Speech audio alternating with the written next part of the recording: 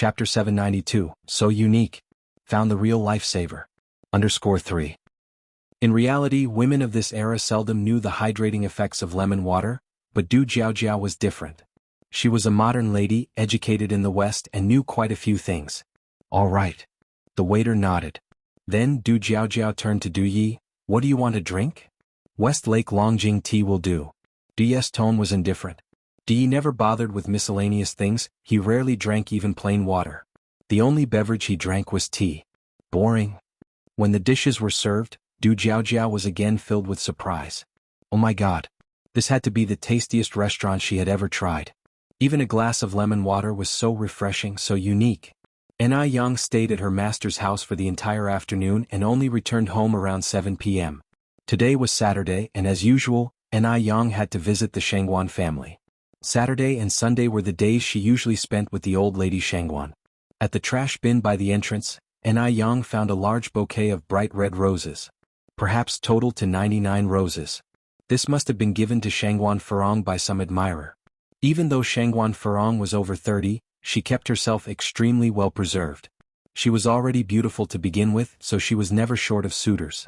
Sister Ni Yang. As soon as Ni Yang stepped into the house, Zhao Zijuan and Zhao Ziqing, the two sisters, came rushing out. Shangguan Furong wasn't always at the Shangguan family. She only came back on weekends. She spent Saturdays at the Shangguan family, and on Sundays she would take the children to the Zhao family to visit the old lady Zhao. Even though she was divorced, old lady Zhao was still the grandmother of the two children. Zhao Zijuan and Zhao Ziqing really liked their cousin Ni Yang. Zijuan, Ziqing, and Ni Yang took out the candies she had prepared from her bag. The candies were shaped like little pigs, extremely cute, almost making one reluctant to eat them. Thank you, Sister Ni Yang. Zhao Zijuan and Zhao Ziqing said, politely thanking her. Ni Yang patted their little heads. Go and play. Let's go find Sister and play. The two ran inside. Yin Yin is back. Shangguan Shi came out from inside. Sister Xiaoxi. Ni Yang stretched out her hand and hugged Shangguan Shi. Shangguan Shi and Shangguan Su also came back once a week, usually living in their own home. Yin Yin, we're having dumplings tonight. What filling do you want? Shangguan Furong walked out of the kitchen wearing an apron and looked at Ni Yang with a smile. Shangguan Furong had changed a lot. The old her would never have done any housework, but now she even made dumplings. Her long hair had been cut short to ear length, making her look very energetic. It was like she had turned into a new person. Ni Yang laughed and said, Auntie is back, I want dumplings with pure pork filling. Ni Yang loved dumplings with pure pork filling. Of course, she would occasionally eat dumplings with other fillings too. The same went for buns. Shangguan Furong nodded, all right. Ni Yang put her bag on the sofa, he'll help you guys make the dumplings.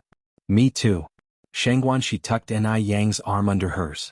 The two went to the kitchen where everyone was making dumplings, including Shangguan Su. Even though Shangguan Su was a man, he made very beautiful dumplings. Shangguan Shi noticed that all the dumplings Shangguan Su made had a pork filling. He kept his head down and was very focused, giving off a warm aura under the light. Shangguan Shi thought that whoever married her brother would be very happy in their future. Old lady Shangguan was surrounded by everyone and was very happy. She was truly very happy. She was truly delighted that the Shangguan family had arrived at where they were today, with such sensible and adorable children around them. Zheng Lingling was very angry. The more she thought about it, the more she couldn't accept it. Why did the old Zheng lady and old Zheng gentleman treat Ni Yang and Zheng Xianjing differently? Zheng Xianjing was clearly more outstanding than Ni Yang.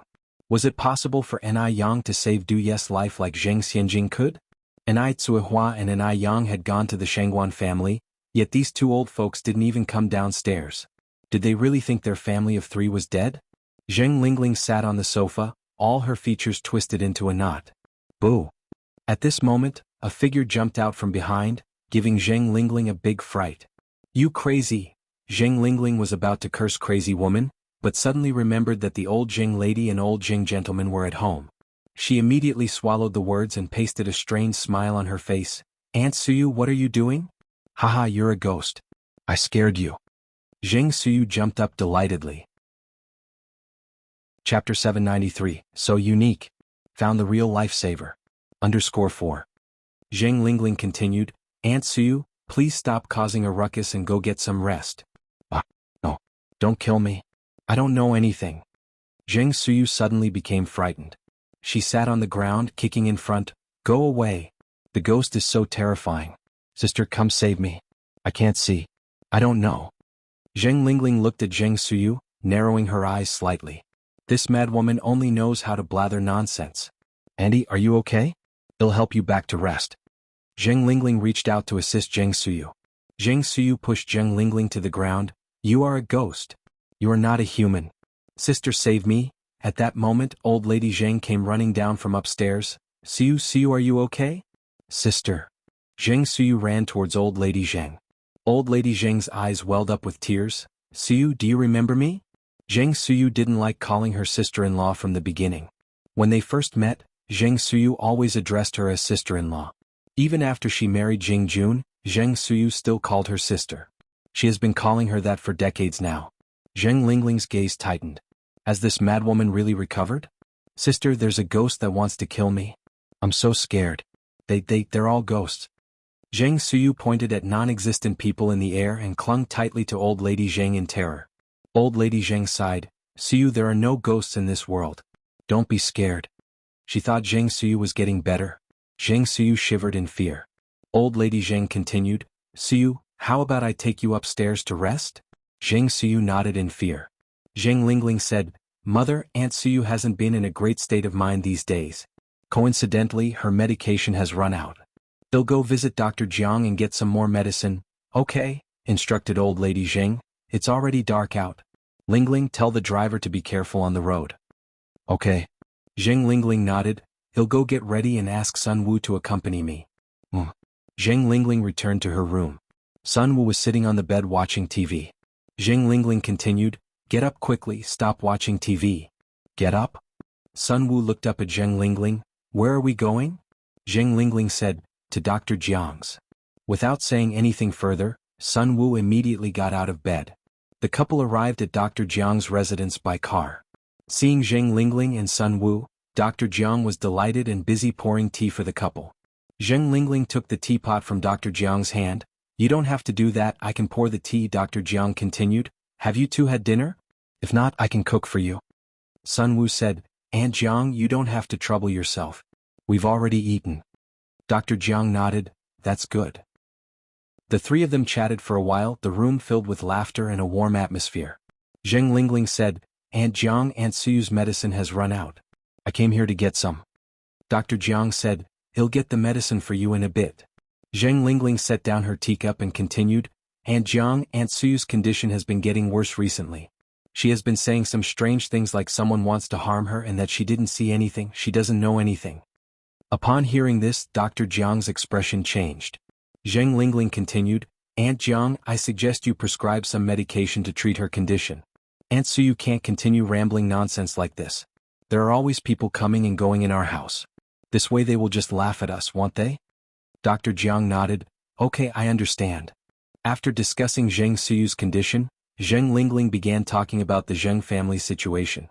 Aunt Jiang, I've come to realize that my mother has never really seen me as her daughter. Nothing can compare to having a child of your own. Remembering the unfairness, Zheng Lingling's eyes turned red. Dr. Jiang patted Zheng Lingling's hand.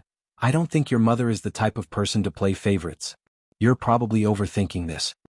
Zheng Lingling said, how could I be overthinking it? My mother is exactly like that. It was a little better before she found her real child. Since then they've become more and more excessive. Sun Wu nodded in agreement. Yes, it really is like that. I can vouch for her. My parents-in-law really don't seem to care about us now. Dr. Jiang's expression turned sour. Chapter 794, So Unique. Found the Real Lifesaver. _5. How had the old lady of the Zheng family promised to take care of Lingling when she brought her to her side? She had said that she would cherish Lingling and treat her as her own daughter. How many years had passed since then? Human hearts. Really impossible to examine. Dr. Jiang looked up at Lingling. Your niece and I Yang also has medical skills. Lingling was startled. How did you know? She hadn't paid much attention.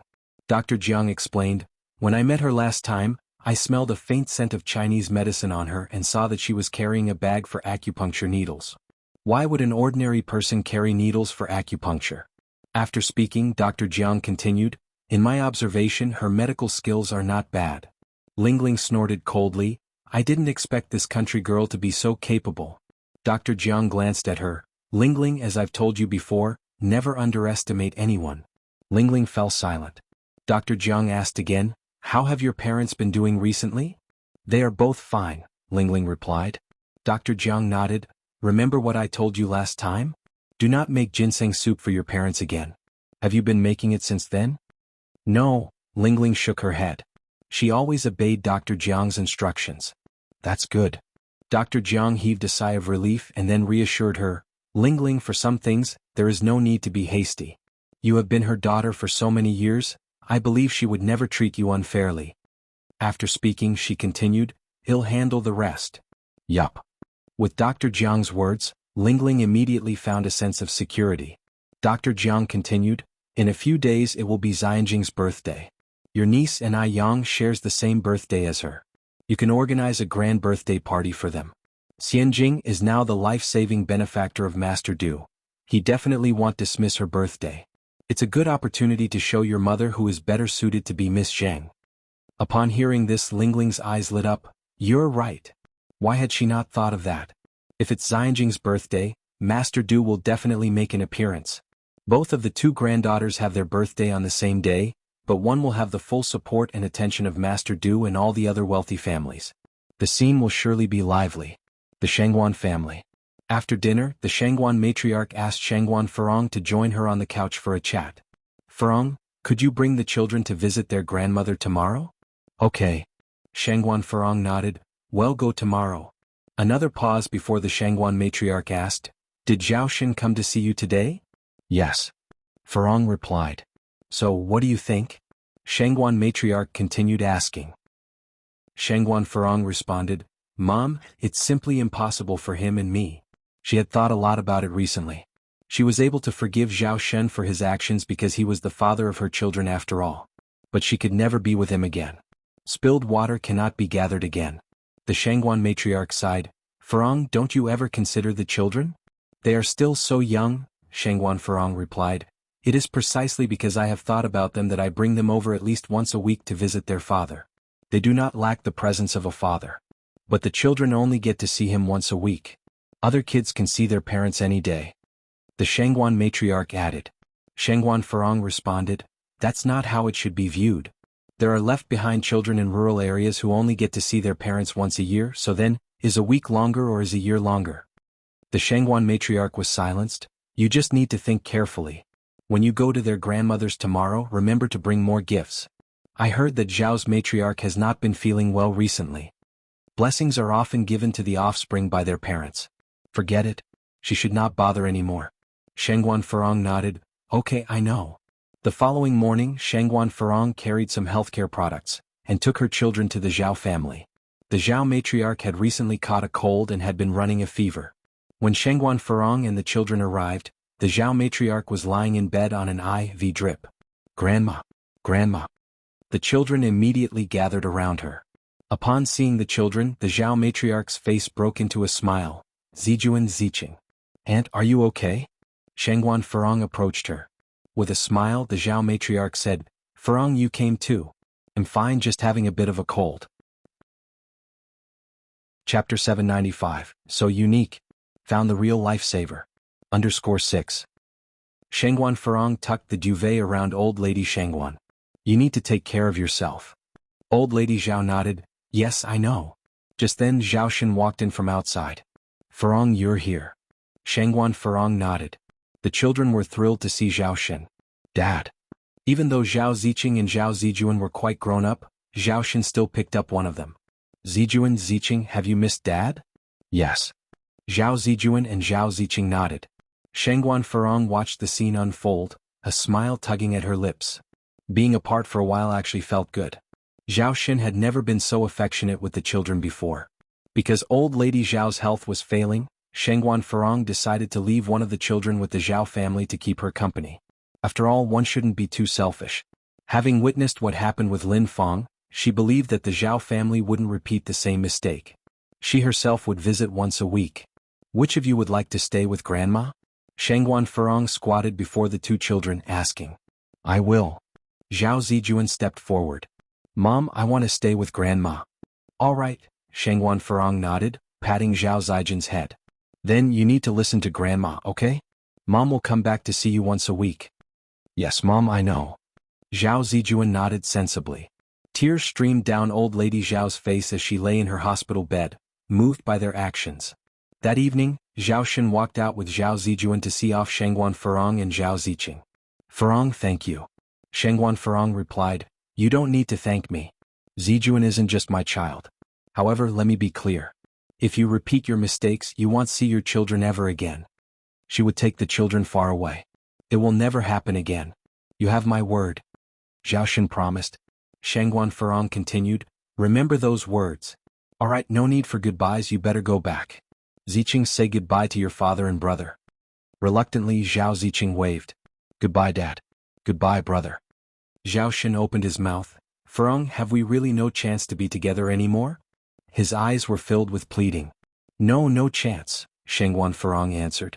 Zhao Shen, I wish you to find your true love soon. Having said that, Shangwan Farong turned around with her child and walked away. With his heart feeling as if it had been torn apart, Zhao Shen watched the silhouettes of the mother and daughter disappear. The pain was real. They were once a happy family of 4, now they were going their separate ways. Deming Villa. Wang Ziki, soaked in sweat, ran into Grandpa Du's study room. Grandpa Du. Grandpa Du. Grandpa Du put down his Buddhist scripture. What is it? Wang Ziki exclaimed excitedly, Grandpa Du, it's her. It's really her. Grandpa Du's eyebrows furrowed. What do you mean it's her? Be clearer. Wang Ziki couldn't calm down. And who would blame him, considering it was about Grandpa Du's savior, who was also his? He hadn't imagined that Jing Xianjing was an imposter. Grandpa Du was proven to be right. Wang Ziki recomposed himself. Grandpa Du, the person who helped us that night, it was N.I. Yang. It was her. Grandpa Du remained unfazed. This revelation was not surprising to him. Otherwise he wouldn't have asked Wang Ziki to investigate N.I. Yang. Wang Ziki continued, Grandpa Du, should I bring that necklace to N.I. Yang? No need, said Grandpa Du, that necklace has already been given to someone else. Regifting it to N.I. Yang would seem insincere. Bring the night pearl. The night pearl. The night pearl dated back to the Northern Song dynasty. Wang Ziki was stunned. It seemed that Grandpa Du was really going all out this time. If they wanted to find N.I. Yang, they could go to the National Colors and Heavenly Fragrances. N.I. Yang was a regular at the National Colors and Heavenly Fragrances. As the weather had begun to get warmer, N.I. Yang had stopped wearing her coat. That day she was wearing a light blue cheongsam with her hair down, a pale blue crystal hairpin adorned with thin fringe on the left side. The fringes trembled as she walked, much like the shimmering surface of water. She was captivating. She looked as if she had walked straight out of a vintage Chinese painting. Grandpa Du was immediately drawn to N.I. Yang, who was deep in conversation with Gulanji as he entered. The buzzing crowd in the distance made it hard for him to catch their conversation. Grandpa Du, should we go over? Wang Ziki asked. Grandpa Du nodded. Chapter 796, So Unique. Found the real lifesaver. _7 The two approached together. Miss N.I. excused the interruption. Mr. Du spoke in an indifferent tone. N.I. Yang looked back slightly and saw the man dressed like a scholar and Wang Ziki standing next to him. N.I. Yang had seen Wang Ziki's photos at her master and mistress place, and recognized Wang Ziki at first glance. Could it be that this man was the one she had rescued in the alley last time? No, N.I. Yang suddenly realized. How did they know her last name was N.I.? Are you calling me? Yes. Mr. Du nodded. Can I have a word with you, Miss N.I.? N.I. Yang glanced at Wang Ziki, then at Mr. Du and then nodded. Okay. The three of them made their way to the private room upstairs. Mr. Du took out the white crystal hair clip. Miss N.I., do you recognize this? N.I. Yang looked closely. Isn't this my hair clip? She had lost one of her hair clips before, but she didn't really take notice, never thought it would have been picked up by this man. How can you prove that this is yours? Mr. Du had always been suspicious. N.I. Yang gave a faint smile, took the blue crystal hair clip from her head, a strand of blue-black hair slid down to her ear, spilling onto the table like ink splashed on water. Look, they are a pair, the only difference is the color. N.I. Yang had many of these hair clips because she used them to match with her cheongsams, so she had them in every color, and all her hair clips were handmade by her, always in pairs. Was that person that evening you? Asked Mr. Du as N.I. Yang expected. He had come to find her for this matter. Yes, it's me. I never thought you would be able to find me. It was a time without surveillance, and it had already gotten dark, and she had left nothing to identify herself, so Enai Yang was genuinely surprised that they could find her. It was unexpected. Seems like Boss Wang Ziki has quite the influence. Mr. Du continued, may I ask, why did you decide to save me that night? And how did you know I was in danger? It was quite clear that Enai Yang came that night prepared. Mr. Du posed two questions which were quite difficult for Enai Yang to answer. She couldn't very well say that she was reborn, could she? Because she didn't know in advance that Mr. Du would come, she hadn't prepared in advance. She merely wanted to be an unknown hero. Never thought that Mr. Du would be so persistent in finding her. After a moment, Enai Yang looked at Wang Ziki. Mr. Du immediately understood. Ziki, could you step out for a moment? Okay. Wang Ziki nodded. Can you tell me now? Mr. Du asked. Enai Yang continued, to be honest, I didn't know on that night you were in danger as well. I was there to save my senior brother, and you were saved incidentally. Saved incidentally? Being always esteemed, Mr. Du was hearing such a phrase for the first time.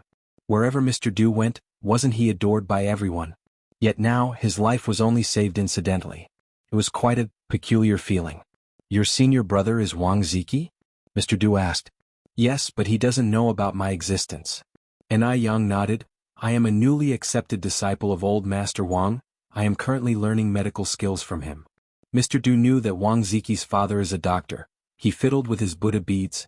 Then how did you know that your senior brother was in danger? Enai Yang professionally shot the breeze. You might not believe it, but I can tell fortunes. I had foreseen that my senior brother would face a life and death tribulation that evening, so I was there, waiting. After all, whether it's one person or two I had to save, I might as well save you too.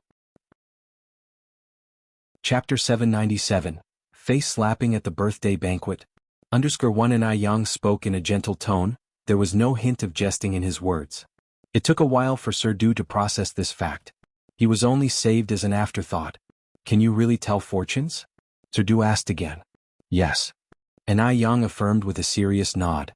Sir Du toyed with his Buddha beads. Then, can you predict my fortune too? No. Enai Yang shook his head. Sir Du raised an eyebrow. Enai Yang pinched his fingers, putting on the air of a hermit above worldly concerns.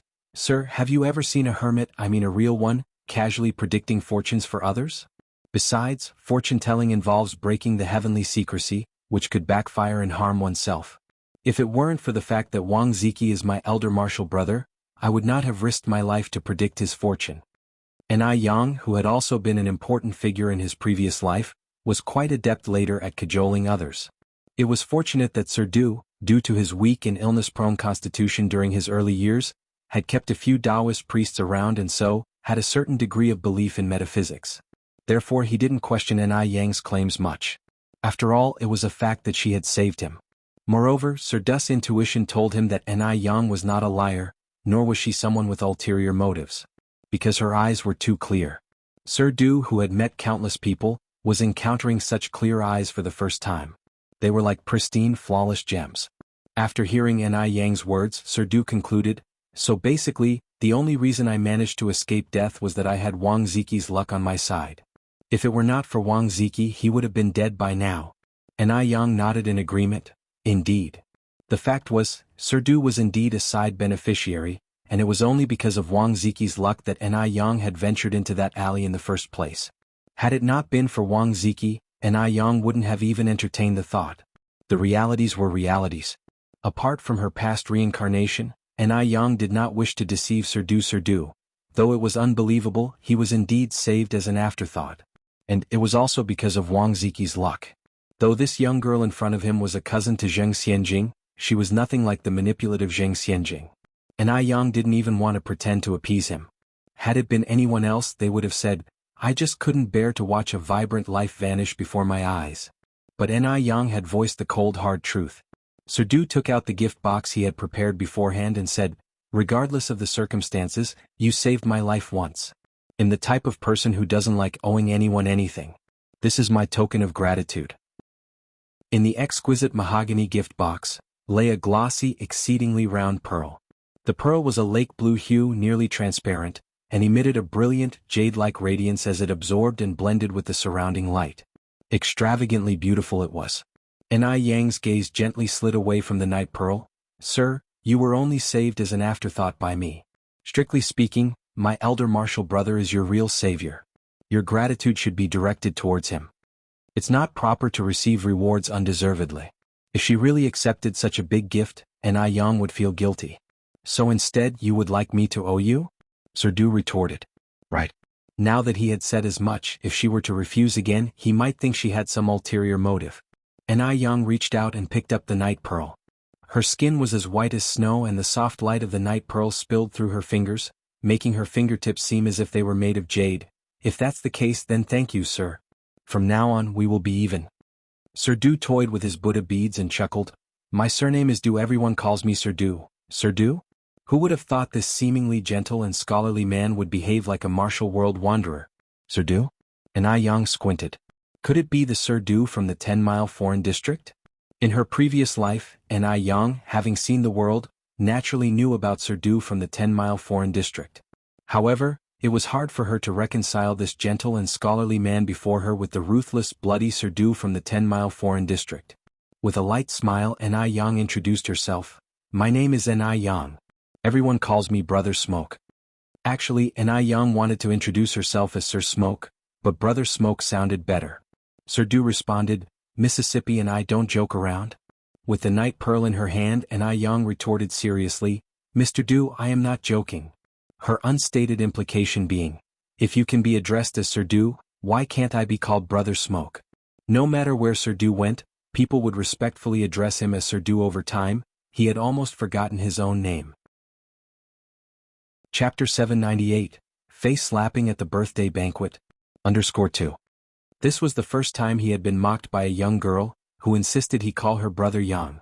N.I. Yang was toying with the night pearl in her hand and then said, Mr. Du, I will take the pearl. You may excuse me, I have some obligations. Mr. Du stood up to bid her farewell. As she crossed through the beaded curtain, N.I. Yang seemed to suddenly remember something. She glanced back at Mr. Du. By the way, Mr. Du, my senior was part of your rescue team. I hope you remember to thank him as well.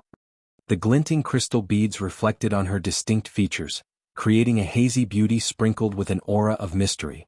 Mr. Du nodded slightly. He partook the beaded curtain and the visage before him became clear. Of course, he said.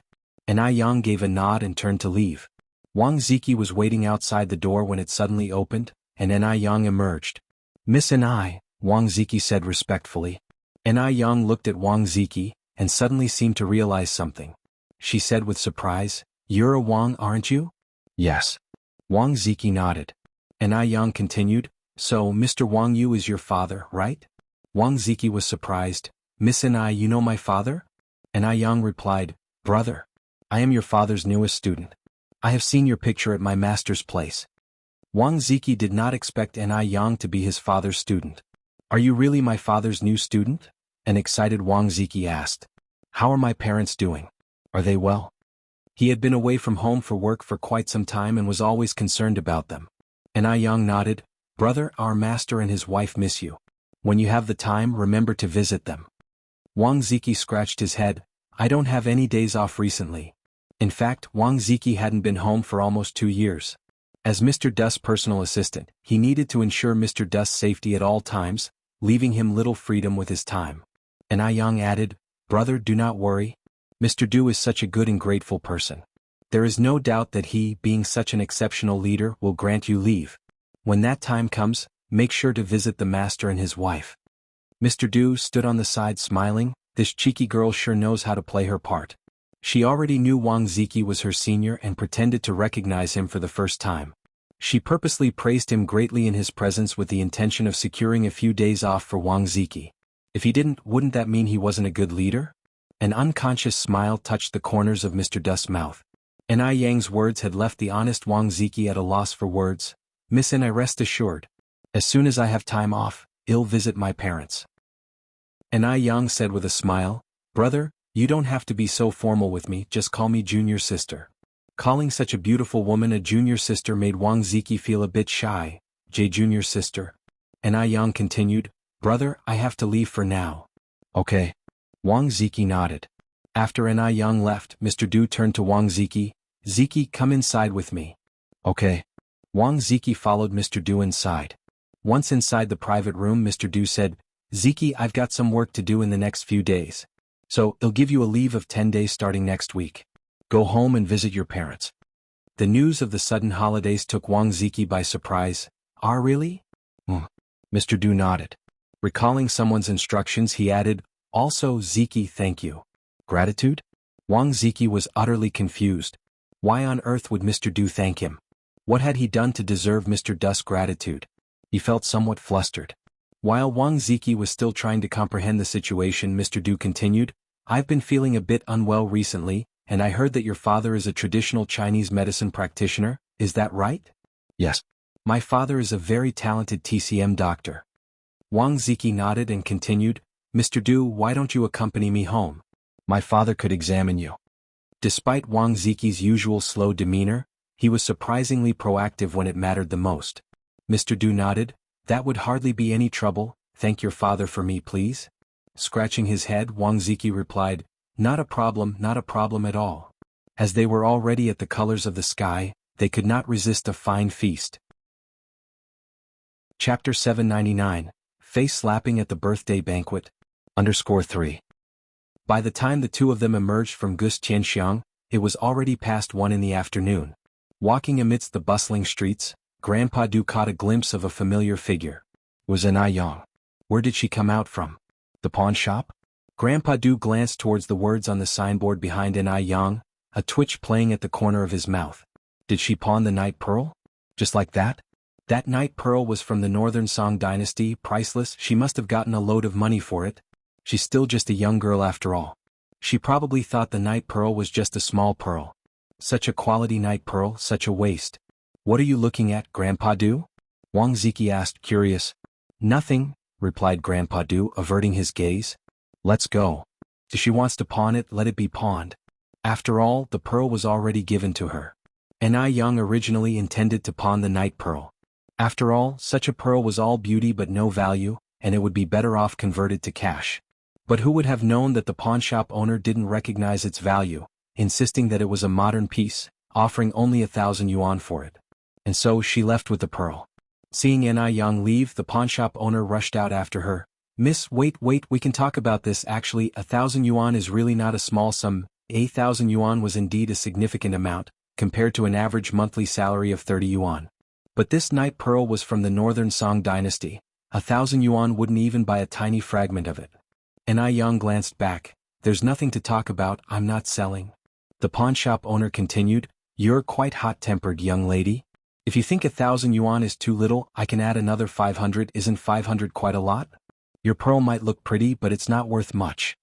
Anai Yang looked at the pawnshop owner, then laughed. Sir, considering your age, you could call me auntie. Yet you keep calling me a young lady. Do you really think I'm a naive girl you can fool around with? The pawnshop owner adjusted his glasses with a smile. Just look at you, missy. I do say you're no more than 18. Andy? These young girls nowadays, they're so good at bluffing. Had only wanted to lower the price because he saw Anai Yang as a young girl, carrying a valuable item. He hadn't expected this young lady to be so shrewd. Anai Yang looked at the pawnshop owner and with a serious expression said, Actually, I'm 88 years old this year. Though I may look young, I've had a surgery abroad. So, young man, in the future, be honest when doing business and don't always think of cheating others. Young man. This pawnshop owner was already in his 60s, and today he was being called a young man by a young lady. But seeing Anai Yang speaking so convincingly, the pawnshop owner was taken aback. Is it really true? Of course it's true. Anai Yang nodded confidently. The owner of the pawnshop suddenly looked eager and flattered, supporting Anai Yang. Then, madam, please be careful when going down the stairs. I'm worried you might fall. By the way, could you tell me which hospital overseas you had your surgery at and maybe introduce me to it? Who wouldn't want to have a surgery that could make them look younger? Anai Yang replied, Sorry, but they don't accept dishonest young people like you. The pawnshop owner. Having said her piece, Anai Yang turned around and left. Seeing the two of them leave, a stylishly dressed woman on the side burst out laughing. These Beijing girls are so funny. Having finished laughing, she turned to her assistant. By the way, has my third brother found his savior yet? That's right. This stylish woman is Du Jiaojiao. It seems they've found her, the assistant replied. Then let's get back quickly and see, said Du Jiaojiao. When Du Jiaojiao returned to Demingxian, Grandpa Du was already back. He was sitting in his study room lighting incense, reading Buddhist scriptures. "I heard that you found her." Du Jiaojiao strolled in, pouring herself a cup of tea. Grandpa Du responded without lifting his gaze. "So what's she like, this girl?" Jiaojiao asked curiously. Talking about this girl, it seemed that Grandpa Du had a lot to say. He put down his scripture and began to recount the events. After listening to the story, Du Jiaojiao laughed till tears filled her eyes. "My goodness! Who would have thought there would come a day when your life, Grandpa Du, would be worth so little that someone saved it as an afterthought? So, any particular thoughts?" Chapter 800, Face Slapping at the Birthday Banquet. _4. Everyone usually fawned over and sought favor with Mr. Du, but this girl dared to insult him brazenly. In all her years, Du Jiaojiao had never seen Mr. Du lose face like that before. Seeing Du Jiaojiao laughing until her face was contorted, Mr. Du quietly picked up his teacup and took a sip. Thankfully, he didn't tell Du Jiaojiao that Ni Yang wanted him to call her Brother Yang. If Du Jiaojiao heard about that, she would likely laugh herself to death. It seems that not telling her was indeed very wise. After a full 5 minutes of laughter, Du Jiaojiao finally suppressed her giggles. She nudged Mr. Du and said, "Honestly, do you have any unique feelings about this? I really want to know your current state of mind." Looking at Du Jiaojiao calmly, Mr. Du simply replied, "You're too boring. Don't pretend. Aren't you feeling particularly angry now? Do you want to get back at that little girl?" Du Jiaojiao asked. "Not at all," replied Mr. Du with a flat tone. Continuing, Du Jiaojiao asked, "What was she like? Was she pretty?" Du Jiaojiao was a total beauty fanatic. Mr. Du slightly nodded his agreement. "Is she prettier than I am?" Du Jiaojiao pressed on. Mr. Du paused and looked at Du Jiaojiao before replying, "There's no basis for comparison." Du Jiaojiao frowned slightly. "What do you mean there's no basis for comparison? Are you saying that I'm prettier than her? So, by how much?" "Second sister, do you think you're prettier, or is it changed, the legendary Chinese goddess of the moon?" Mr. Du countered. Dumbfounded, Du Jiaojiao replied, "How can these two things even be compared? There's absolutely no basis for comparison." I think you're absolutely right," Mr. Du agreed, nodding approvingly. After a while, Du Jiaojiao finally understood the implication of Mr. Du's words. He was playing mind games. This sly younger brother. Always playing mind games, implying she's not as attractive. The Zheng family. Ever since Zheng Lingling obtained some medication from the doctor a few days ago, Zheng Suyu's condition has improved. Today she sat at the dining table without any fuss. Halfway through dinner, Zheng Lingling said, "Mom, the day after tomorrow is Xianjing and Yang Yang's birthday. Coincidentally, they share the same birthday and this will be Yang Yang's first year with us. I want to make it special." Upon hearing this, the Zheng matriarch put down her chopsticks. "Yes, how thoughtful of you, Lingling. This is Yang Yang's first time celebrating her birthday with us. We should definitely make it grand. It's indeed as if Xianjing and Yang Yang are fated sisters, even sharing a birth date." With a fake smile, Zheng Lingling responded, "Isn't that the truth? This old hag only cares about her own granddaughter." When it was Xianjing's birthday in the past, why didn't she want to celebrate it grandly? I remember the year when Xianjing turned 18. I wanted to throw a dignified birthday party for her, but what did this old hag say? She suggested that instead of wasting resources on a lavish party, we should donate to the orphanage. Was her daughter less important than those orphans? What Zheng Lingling didn't understand was that, back then, the Zheng matriarch hadn't yet found her long-lost biological daughter. If they had celebrated Xianjing's birthday in grand style, she would have felt as though she was being unfair to the daughter she had lost for so many years. Over the years, the Zheng matriarch had made sure to give Xianjing everything she deserved, not a bit less.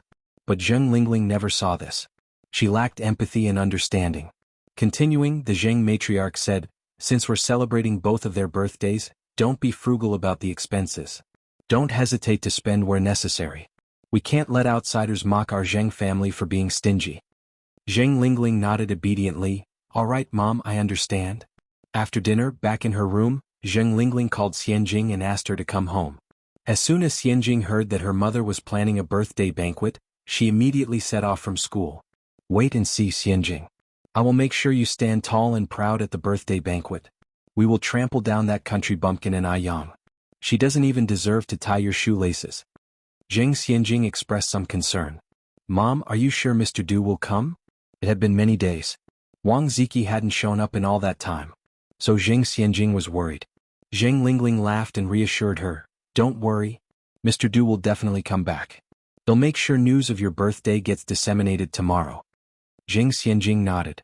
In order to make Zheng Xianjing's birthday a success and raise her status, Zheng Lingling put in a great deal of effort, even ordering a top-tier evening gown from overseas specifically for the occasion.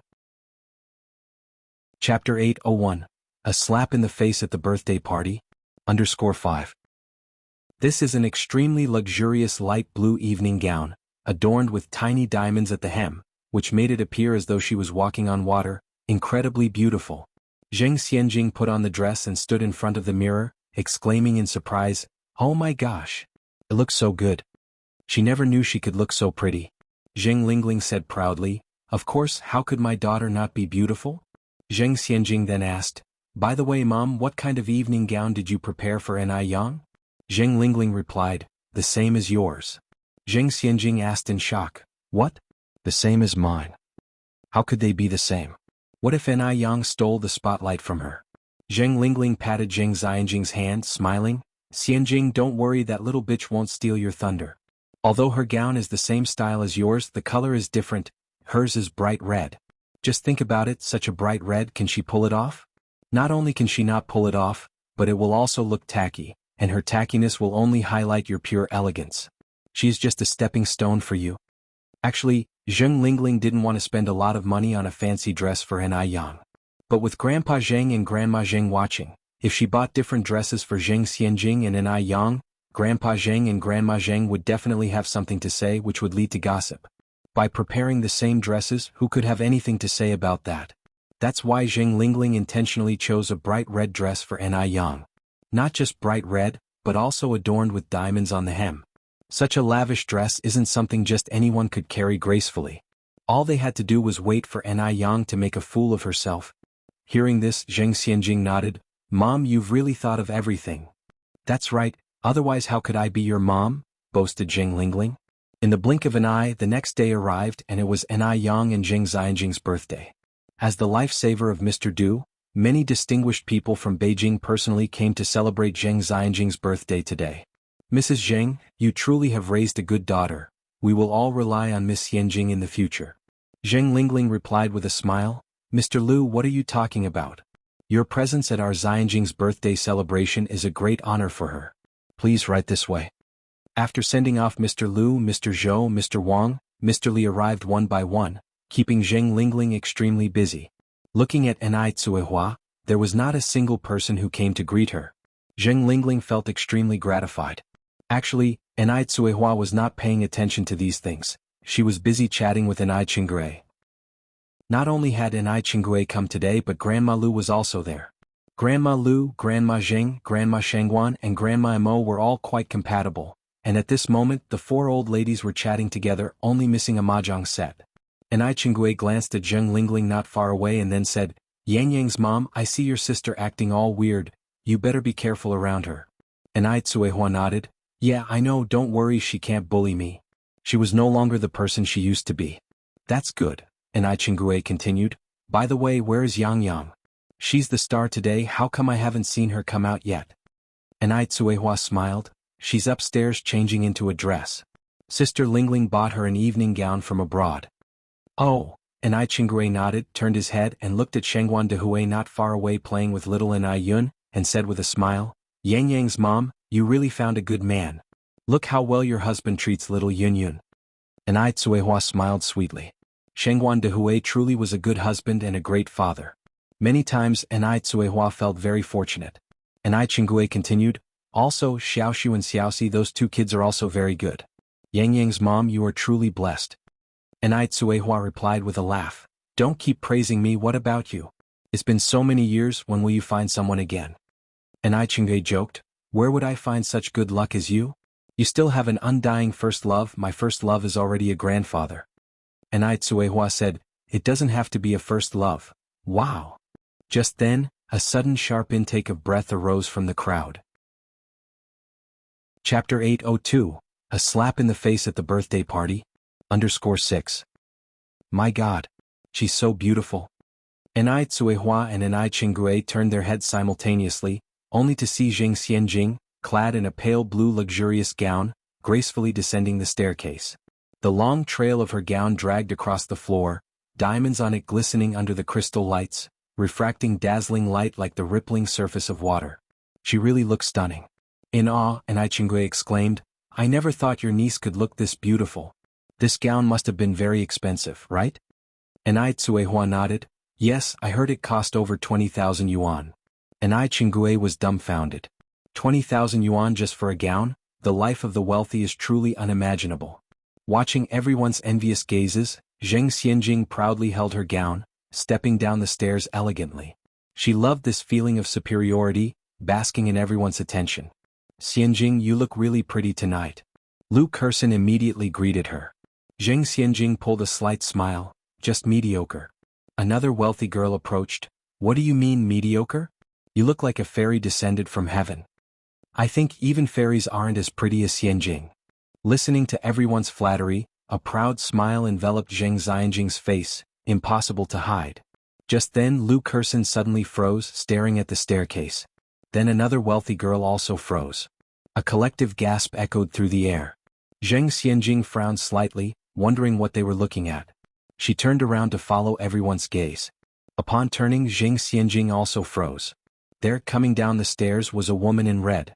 Red, a color so vividly intense, yet on her, it seemed as though it was made just for her. The brilliant red set off her skin so fair and lips so fiery. The gown, cinching at the waist, accentuated her delicate figure, making it slender enough to encircle with an arm.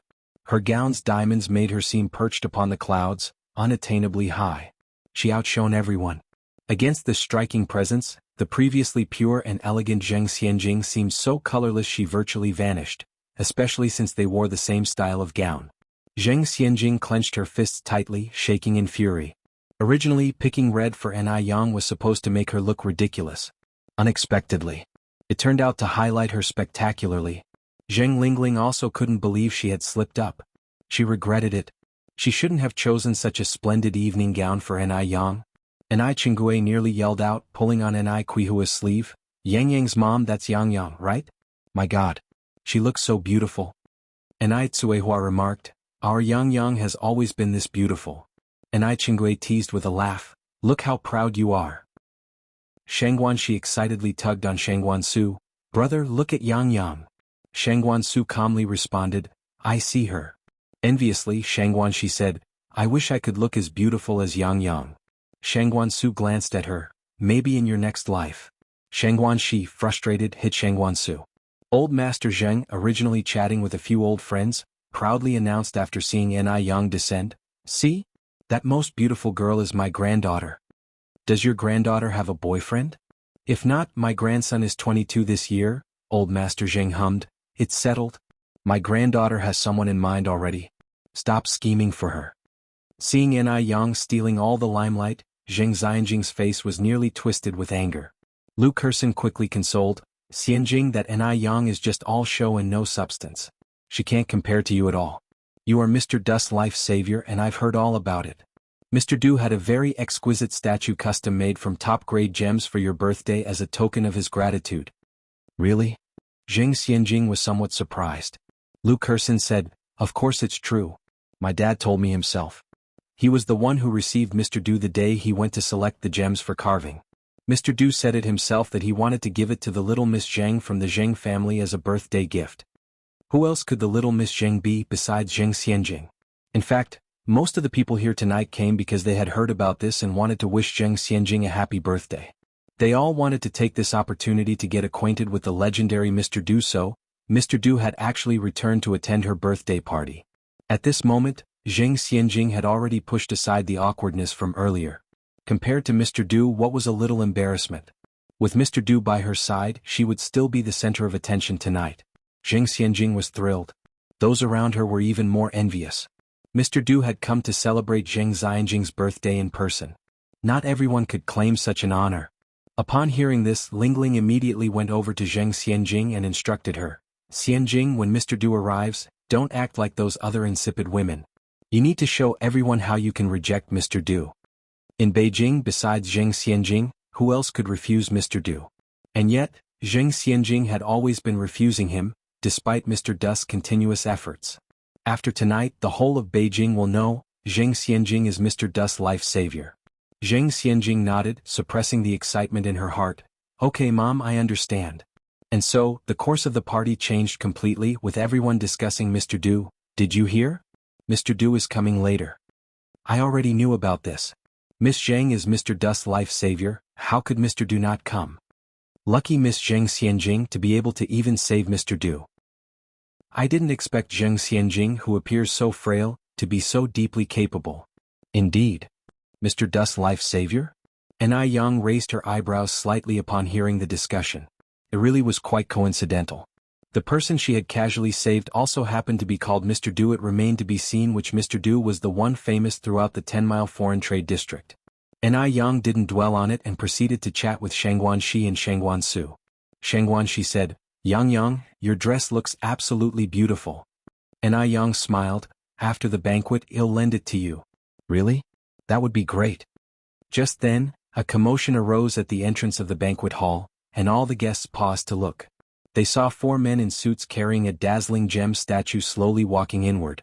The crystal statue, about the height of half a person, was delicately carved, depicting many splendid peaches, symbolizing longevity. Leading the way, one man was dressed in a black suit. Another was dressed in a simple cloth robe and cloth shoes, holding Buddha beads. Despite his plain attire, every move he made exuded an unapproachable aura of nobility. That's Mr. Du, someone in the crowd recognized him. Mr. Du had indeed come. Zheng Xianjing didn't know Mr. Du, but she recognized Wang Ziki, Mr. Du's assistant. Smiling slightly, she fluffed her curly hair and, restraining her excited heart, walked step by step towards Mr. Du. Mr. Du, I think I made it very clear to your assistant, Mr. Wang Ziki, I'm not the type to leverage gratitude for personal gain. Please take your item back. Chapter 803, Bullied Zheng Xianjing, Ugly Behavior. Zheng Xianjing spoke with extreme confidence. She knew that Mr. Du was there for her. With so many people at today's birthday banquet, who else could share such glory? Yet, she wanted to be the most unique among them. She intended to refuse Mr. Du and make him fall for her exclusiveness. Zheng Xianjing's words indeed surprised everyone in the banquet hall. My God. No one expected that Zheng Xianjing would actually refuse Mr. Du. Zheng Xianjing enjoyed the stunned looks from everyone, stood up straight and confidently faced Mr. Du. Just then Wang Ziki, dressed in a suit, stepped forward. Excuse me. Miss Zheng, Mr. Du isn't here for you. Is Miss Anai Yang here? What? Zheng Xianjing doubted she was hearing things. She was the one who had saved Mr. Du's life. What did Mr. Du want with Anai Yang? Expressions of surprise showed on the faces of others as well. It seemed Zheng Xianjing was just being delusional. This was going to be an interesting scene. A VIP arrived at the banquet hall, and Mr. Zheng, the host, couldn't neglect his duties. He immediately approached. Is this Mr. Du? I am Yang Yang's grandfather. May I ask what brings the two of you here for my granddaughter? Wang Ziki bowed slightly. Mr. Zheng, this is Mr. Du. We have specifically come to celebrate Miss Anai Yang's birthday. They came for Anai Yang's birthday. They had come to celebrate Anai Yang's birthday? Zheng Xianjing's face turned pale instantaneously. Mr. Zheng was also bewildered. Wasn't Zheng Xianjing supposed to be Mr. Du's lifesaver? Why was Mr. Du here to celebrate Anai Yang's birthday instead? Wang Ziki continued to explain. Here's what happened. A few months ago, Miss Anai Yang once saved Mr. Du. However, at that time, Mr. Du was not aware of Miss Anai's real identity. Coincidentally, your family has 2 granddaughters of similar age, and Miss Zheng Xianjing concealed the truth. So, we took a big detour and misidentified the lifesaver. In reality, it was Miss Anai Yang who actually saved Mr. Du. As soon as he spoke, the place went silent immediately. Zheng Xianjing felt her blood run cold, her face turning even paler than paper. What? Why did it turn out like this? She was the one who had saved Mr. Du. How could it be Anai Yang? The glares from the crowd felt like knives, one after the other slicing through her. Wang Ziki's words were tactfully spoken, implying that Zheng Xianjing was essentially a fraud. So she's just a fraud. A fraud dares to play hard to get with Mr. Du? She thought Mr. Du would fancy her? Delusional. Tsk, to dare impersonate Mr. Du's lifesaver, that's simply shameless. Someone in the crowd uttered these words. Embarrassment, humiliation, and awkwardness, all these emotions intertwined, and Zheng Xianjing could hardly stand still as cold sweat formed layers on her back. She wished she could just disappear into a crack in the floor. She felt like a complete clown, subject to everyone's criticism and ridicule. This also put Mr. Zheng in an awkward position. After all, Zheng Xianjing was his granddaughter, and he was profoundly disappointed in her. How could she do such a thing? Zheng Lingling had not expected the situation to take such a turn. She was enjoying the praises of everyone just a second ago, only for things to change abruptly. Zheng Lingling quickly steadied herself, walked over and managed a faint smile. "Mr. Du, there must be some mistake. Our Xianjing truly is your lifesaver. And Ai Yang is just a country girl, how could she possibly save you?" Hearing this, Zheng Xianjing clung to Zheng Lingling's sleeve like grasping at the last straw. Yes. And Ai Yang was just an uncouth country girl. She couldn't steal her credit. It was she who was Mr. Du's true savior. It was her. At that moment, Mr. Du finally spoke. "I wondered why Miss Zheng Xianjing would shamelessly claim this favor. It turns out she has such a great role model in her mother." With that, Mr. Du turned to Mr. Zheng. "Mr. Zheng, you really need to sort out your family manners." Who was Mr. Du? Would he sit idly by while this mother and daughter insulted his lifesaver? He was a man of high position, whose presence alone exuded a compelling aura. Immediately, Zheng Lingling found herself speechless, her face turning from red to purple, overcome with shame. Chapter 804. Bullied Zheng Xianjing, Unsightly Manners Under. She knew Zheng Xianjing wasn't the savior of Master Du, but she never imagined that the person who saved Master Du would be Ai Yang. That country bumpkin Ai Yang, what qualifies her? Previously, I must have been blind not to see the gem in front of me. Turns out, the real Miss Zheng is the one who saved Master Du's life. These two mother and daughter are shameless. At this point they're still desperately struggling? Do they really think Master Du is a fool? That he can't recognize his own lifesaver? Master Zheng's face flashed a shade of embarrassment. "You're right. My apologies for this farce, please come inside, Yang Yang is in there." While speaking, he motioned to the servants beside him. "Hurry and take Madam and the young miss back to their room to rest." Under these circumstances, if Zheng Lingling and Zheng Xianjing continued to stay at the banquet, it would be utterly humiliating. Just a moment ago the mother-daughter duo Zheng Lingling and Zheng Xianjing were the center of attention, and now they had become the laughingstock. As she passed by Ai Yang, Zheng Xianjing's eyes were filled with nothing but hate and jealousy. What makes Ai Yang so special? Why should she take credit for what I did? Zheng Xianjing wished she could rush up and tear Ai Yang's face apart, but she managed to hold herself back. She had already been humiliated once. She couldn't allow it to happen a second time. Just wait. She will definitely have her revenge for today's events. Zheng Xianjing's face was deathly pale as she followed Zheng Lingling back to their room. However, the whispers behind her hadn't stopped. Especially those who had been looked down upon by Zheng Xianjing, they were now laughing until tears nearly flooded their eyes. "I have to go back and tell Siyu the good news. She'll be so happy when she hears it." Who is Zhang Siyu? Zhang Siyu is the wealthy girl who was severely humiliated by Zheng Xianjing last time. Thinking of the mocking faces of those people, Zheng Xianjing was so furious she was about to explode. "Xianjing, as long as Qingshan exists, there's no fear of no firewood." Zheng Lingling held onto Zheng Xianjing's hand. Zheng Xianjing clenched her teeth tightly and nodded her head. Shengguan, she pulled on Ai Yang's hand and whispered, "Zheng Xianjing really has some nerve to even dare impersonate Master Du's savior. Doesn't she realize who Master Du is, that a little girl could deceive him?" Shengguan, she had already seen what Ai Yang was capable of, so Ai Yang having rescued Master Du was not a surprise to her at all. Ai Yang swirled her wine in the tall glass, the liquid rippling in circles under the crystal light, oblivious to the fact that she had become the focal point of the entire hall's discussion. "She's still too young, too naive," spoke Ai Yang in an indifferent tone. Shengguan, she looked at Ai Yang in surprise. "Yang Yang, if I remember correctly, you're actually 2 years younger than Zheng Xianjing, aren't you?" Ai Yang was even younger than Zheng Xianjing, yet she was calling Zheng Xianjing a little girl.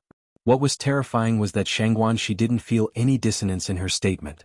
Ai Yang shrugged slightly. "Really? I thought she was the same age as me." Adorned in a dazzling red dress, she complimented the liquid in her glass. Her radiant smile was like a blooming flower, bringing to mind an idiom. "A beauty so exquisite as jade." In her there was an added brilliance of attractiveness, grace and elegance. Master Du raised his brow slightly. This young lady really was full of surprises. "Miss and I, said Master Du as he fingered his Buddha beads and approached An Yang. Mr. Du, An Yang glanced back slightly. Thank you for your birthday gift, you're too kind. It's the least I could do, said Master Du, you're my lifesaver after all. An Yang raised her glass. Hey, race to you. Thank you. Master Du grabbed a glass of red wine from the table and clinked glasses with An Yang. Happy birthday. The warmth of the alcohol spread down his throat, with an indescribable potency. Master Du glanced at the beautiful wine in surprise. Oh, and An Yang went on, this is my sister Shangguanxi. Sister Xiaoxi, this is Mr. Du. Master Du nodded. Miss Shangguan? Master Du. Shangguanxi had heard tales of Master Du's heroics since she was little. She didn't have the courage to address Master Du in the casual manner that An Yang did. Master Du, being a busy man, didn't stay long in the banquet hall. Although it was only for a short time, it still brought endless glory to the Zheng family. Those who had tried to curry favor with Zheng Xianjing earlier by stepping on An Yang now regretted their actions deeply. They had been blind, but now it was too late for regrets.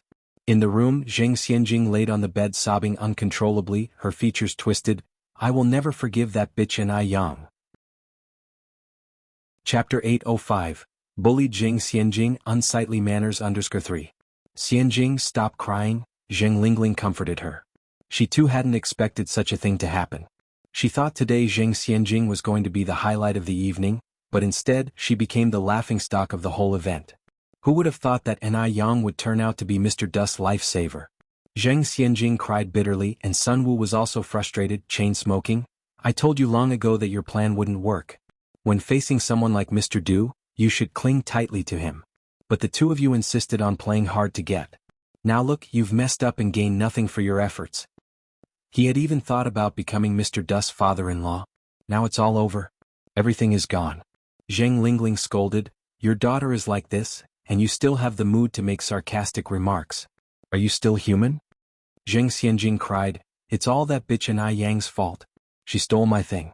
Clearly I was Mr. Du's lifesaver, there must be something fishy going on. It was that bitch An Yang seducing Mr. Du. Definitely. Why did all the good things fall into An Yang's lap? Why was she the one who became the joke? Zheng Xianjing truly couldn't accept it. She just couldn't. She extremely loathed An Yang. Zheng Lingling said, yes, Xianjing, you're right. That An Yang is the bane of our family of three. First she took our family fortune and now even your credit. Don't worry, Mom won't let her get away with it. We still have a long way to go. Tonight, although the Zheng family had their moment, they also lost face. After the banquet ended, Master Zheng's expression was grim as he told the servant, go and call down the madam and miss. Yes, the servant went upstairs to call them. Shortly after, Zheng Lingling and Zheng Xianjing came down from upstairs. The mother and daughter had changed into plain clothes, looking somewhat haggard, especially Zheng Xianjing, whose eyes were swollen from crying. Father, Zheng Lingling took the initiative to speak. Master Zheng with a stern face said, explain this situation. He hadn't managed affairs in many years, and his sudden stern expression was very oppressive. Zheng Lingling continued, Dad, this incident is all my fault, I didn't teach Xianjing well. If you want to blame someone, blame me. Xianjing is still young, please don't blame her. Young? Master Zheng looked up at Zheng Lingling, you have the audacity to say that. If I'm not mistaken, Yang is even 2 years younger than her. Look at her and then look at Yang. Is this the daughter you've raised over the years? Zheng Lingling turned pale. In what ways was Zheng Xianjing inferior to An Yang? Just because she wasn't as seductive as An Yang? This biased old man. He never doubted An Yang. Without even investigating, he assumed it was Zheng Xianjing's fault. If this continued, it wouldn't be long before their family of three would be kicked out of the house. Zheng Lingling clenched her fingers. Thud. Zheng Xianjing knelt down. Grandfather, I'm sorry, it's my fault, I let greed cloud my judgment. I shouldn't have boasted about being Mr. Du's lifesaver, causing our Zheng family such disgrace. You can beat or scold me. Master Zheng then said, bring the family discipline. Yes. The servant bowed and went upstairs to fetch the family discipline. The Zheng family's discipline was a leather whip, as thick as an adult's forefinger, which would certainly bruise and break the skin when lashed. Zheng Lingling got a fright, her face turned pale. Zheng Xianjing was frail, how could she withstand such a thick whip? Indeed, one wouldn't know to cherish if not their own blood. If it were An Yang, would Master Zheng have allowed someone to bring such a thick whip?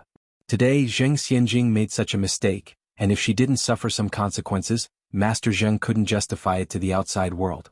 Moreover, the child really did need to be disciplined, otherwise who knows what she might become. Master Zheng raised the whip and lashed it down on Zheng Xianjing. Zheng Xianjing, terrified, tightly closed her eyes. Bang! The whip was so painful that Zheng Xianjing cried out in pain. She had been pampered since she was a child and had never experienced such beating. When the second lash came, Zheng Lingling timely shielded Zheng Xianjing, and the whip hit her instead. When Master Zheng was angry, Mrs. Zheng stayed silent, just watching the mother and daughter by the side. Chapter 806. Bullied Zheng Xianjing, Unsightly Manners _4. Between these two women, one was raised by her own hands. The other she watched grow up from childhood. At this moment, old Madame Zheng looked somewhat distressed and raised her hand to hold old Master Zheng's hand. Since the child already knows her mistake, let's forgive her this time. Zheng Lingling quickly said, Daddy? Xianjing knows she was wrong, please spare Xianjing this once. Old Master Zheng threw down the whip. Remember not to make the same mistake again. No matter what, Zheng Xianjing was still his granddaughter, and actually old Master Zheng felt somewhat reluctant to punish her. Thank you, Dad, thank you, Dad. Zheng Lingling went on. Xianjing quickly thanked Grandpa. Thank you, Grandpa. Old Master Zheng let out a sigh. A prodigal who returns is more precious than gold, get up now. Old Madame Zheng immediately helped the mother and daughter up from the ground. The old woman felt sorry for her daughter and granddaughter, but she ignored the malicious hatred to the extreme in the depths of Zheng Xianjing's eyes. Back in the room, Zheng Lingling applied medicine to Zheng Xianjing's back and Zheng Xianjing said, Mom, I feel like we're like a dog raised by the Zheng family. They beat us when they want, scold us when they please, and occasionally when they're happy they throw us a couple of bones. Zheng Lingling's complexion changed. Xianjing, let's endure a bit longer. They had both endured for so many years. What did this moment of suffering matter to them? The next morning, Zheng Xianjing seemed like a different person, her face no longer bearing the previous arrogance. Even her clothing was not as bright as before. Her overall demeanor had become much more low-key. To outsiders, Zheng Xianjing's behavior seemed like a sincere act of repentance. But N.I. Yang knew that things were far from that simple. Sister, I'm sorry. Zheng Xianjing called out to N.I. Yang's retreating figure and offered an apology. N.I. Yang smiled faintly. It's okay. Since someone was willing to act, she would accompany her in the act. She loved to act the most. Zheng Xianjing then asked, Sister, you're not mad at me anymore? N.I. Yang took Zheng Xianjing's hand, the corners of her mouth curving into shallow dimples. To err is human. As a sister, how could I blame you? Zheng Xianjing's mouth curled into a sneer. She had originally thought N.I. Yang had some great ability, but it appeared she was just a fool. Sister? Did N.I. Yang really consider her as a sister? Utterly foolish. This time, Zheng Xianjing planned to slowly push N.I. Yang into an abyss, from which she would never be able to climb back up. Zheng Xianjing continued, Sister, if you see Teacher Du, please tell him for me that it wasn't intentional what happened, I just didn't know how to begin. If N.I. Yang could seduce Teacher Du, why couldn't she? To bring down N.I. Yang, she had to start with Teacher Du. She would let N.I. Yang bring about her own downfall. So this was the real motive. N.I. Yang's lips curved into a slight smile. Sure, sister, I will pass on the message.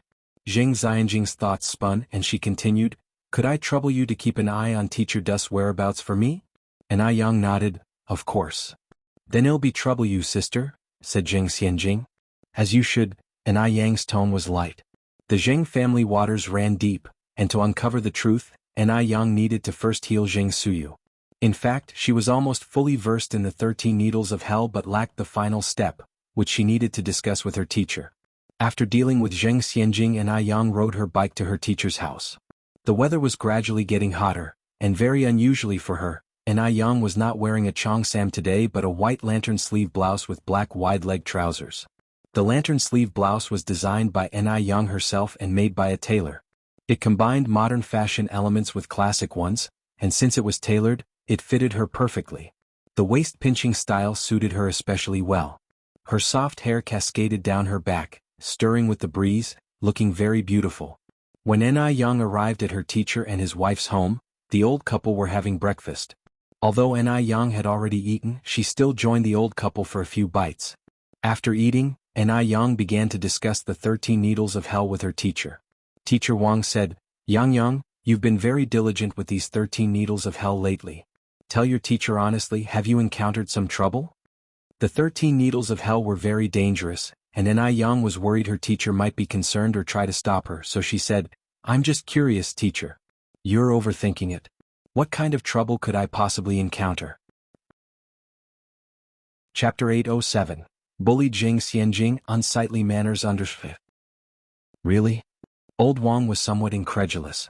Really? Ni Yang nodded.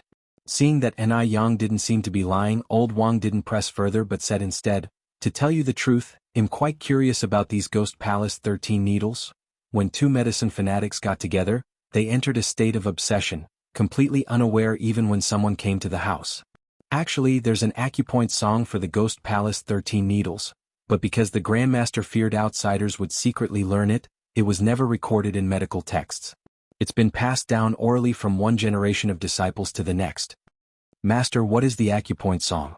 I'd like to hear it," Ni Yang said as she casually picked up a brush, gathered her hair up, secured it at the back of her head, revealing a stretch of fair and graceful neck, her whole being radiated with the vibrancy of youth.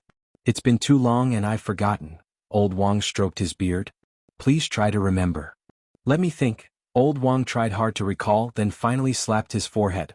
"I remember now. For all illness caused by myriad demons' wild antics, 13 needles points must one acknowledge. First needle the Ghost Palace to start one's round, then needle Ghost Faith responses abound, one by one in order from head to toe seek. Men start from left, women from right, first needle's place in the center, Ghost Palace is correct. Left needle in and right needle out. This is the Grandmaster's brilliant secret, mad and malignant spirits all will desert." This was the acupoint song for the Ghost Palace 13 needles. Ni Yang picked up another brush and quickly jotted down the acupoint song on rice paper with flawless accuracy, her writing speed matching Old Wang's speaking pace. The sunlight shone in from outside the door, casting two tall shadows.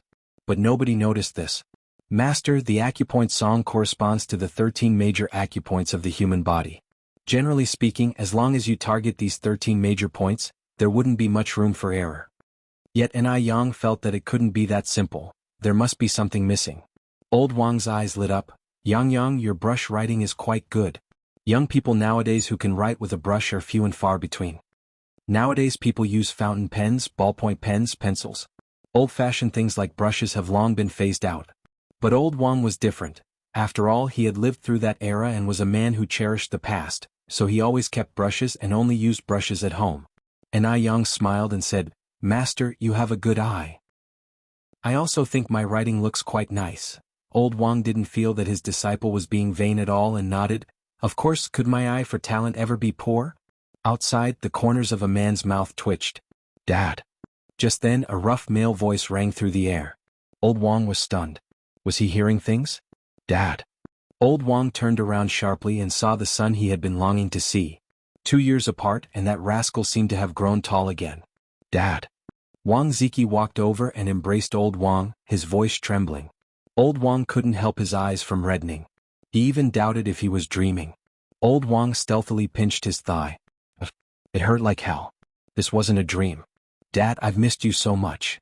Wang Ziki burst into tears. Boss Wang said with a stern face, "A man should not lightly shed tears. What's there to cry about? Hold those tears back." Despite being on the verge of tears himself, he was still seriously chastising his foolish son. Wang Ziki wiped his face with his sleeve. "Dad, where's Mom?" Boss Wang replied, "Your mom went to the vegetable garden." The vegetable garden is where they grow their own vegetables since they live in the countryside and have to grow what they eat. "Oh," Wang Ziki nodded and then added, "By the way, Dad, this is my boss, Mr. Du." Old Wang knew of Mr. Du by reputation but had never met him before. "Mr. Du, it's a pleasure." "Uncle," Mr. Du said, twirling his Buddha beads, nodding slightly. Old Wang took another look at Mr. Du, feeling that this Mr. Du was very different from the rumors, resembling more a schoolteacher from the Republic era, genteel and elegant. Just then, as if suddenly remembering something, Old Wang gestured to Ni Yang. Yang, come here." "Ziki, this is the apprentice I've taken on recently." Before Old Wang could finish speaking, Ni Yang smiled and said, "Master, I've already met my senior brother." With that said, she greeted Mr. Du. Mr. Du nodded in acknowledgement. Old Wang exclaimed in surprise, Yang, how do you two know each other?"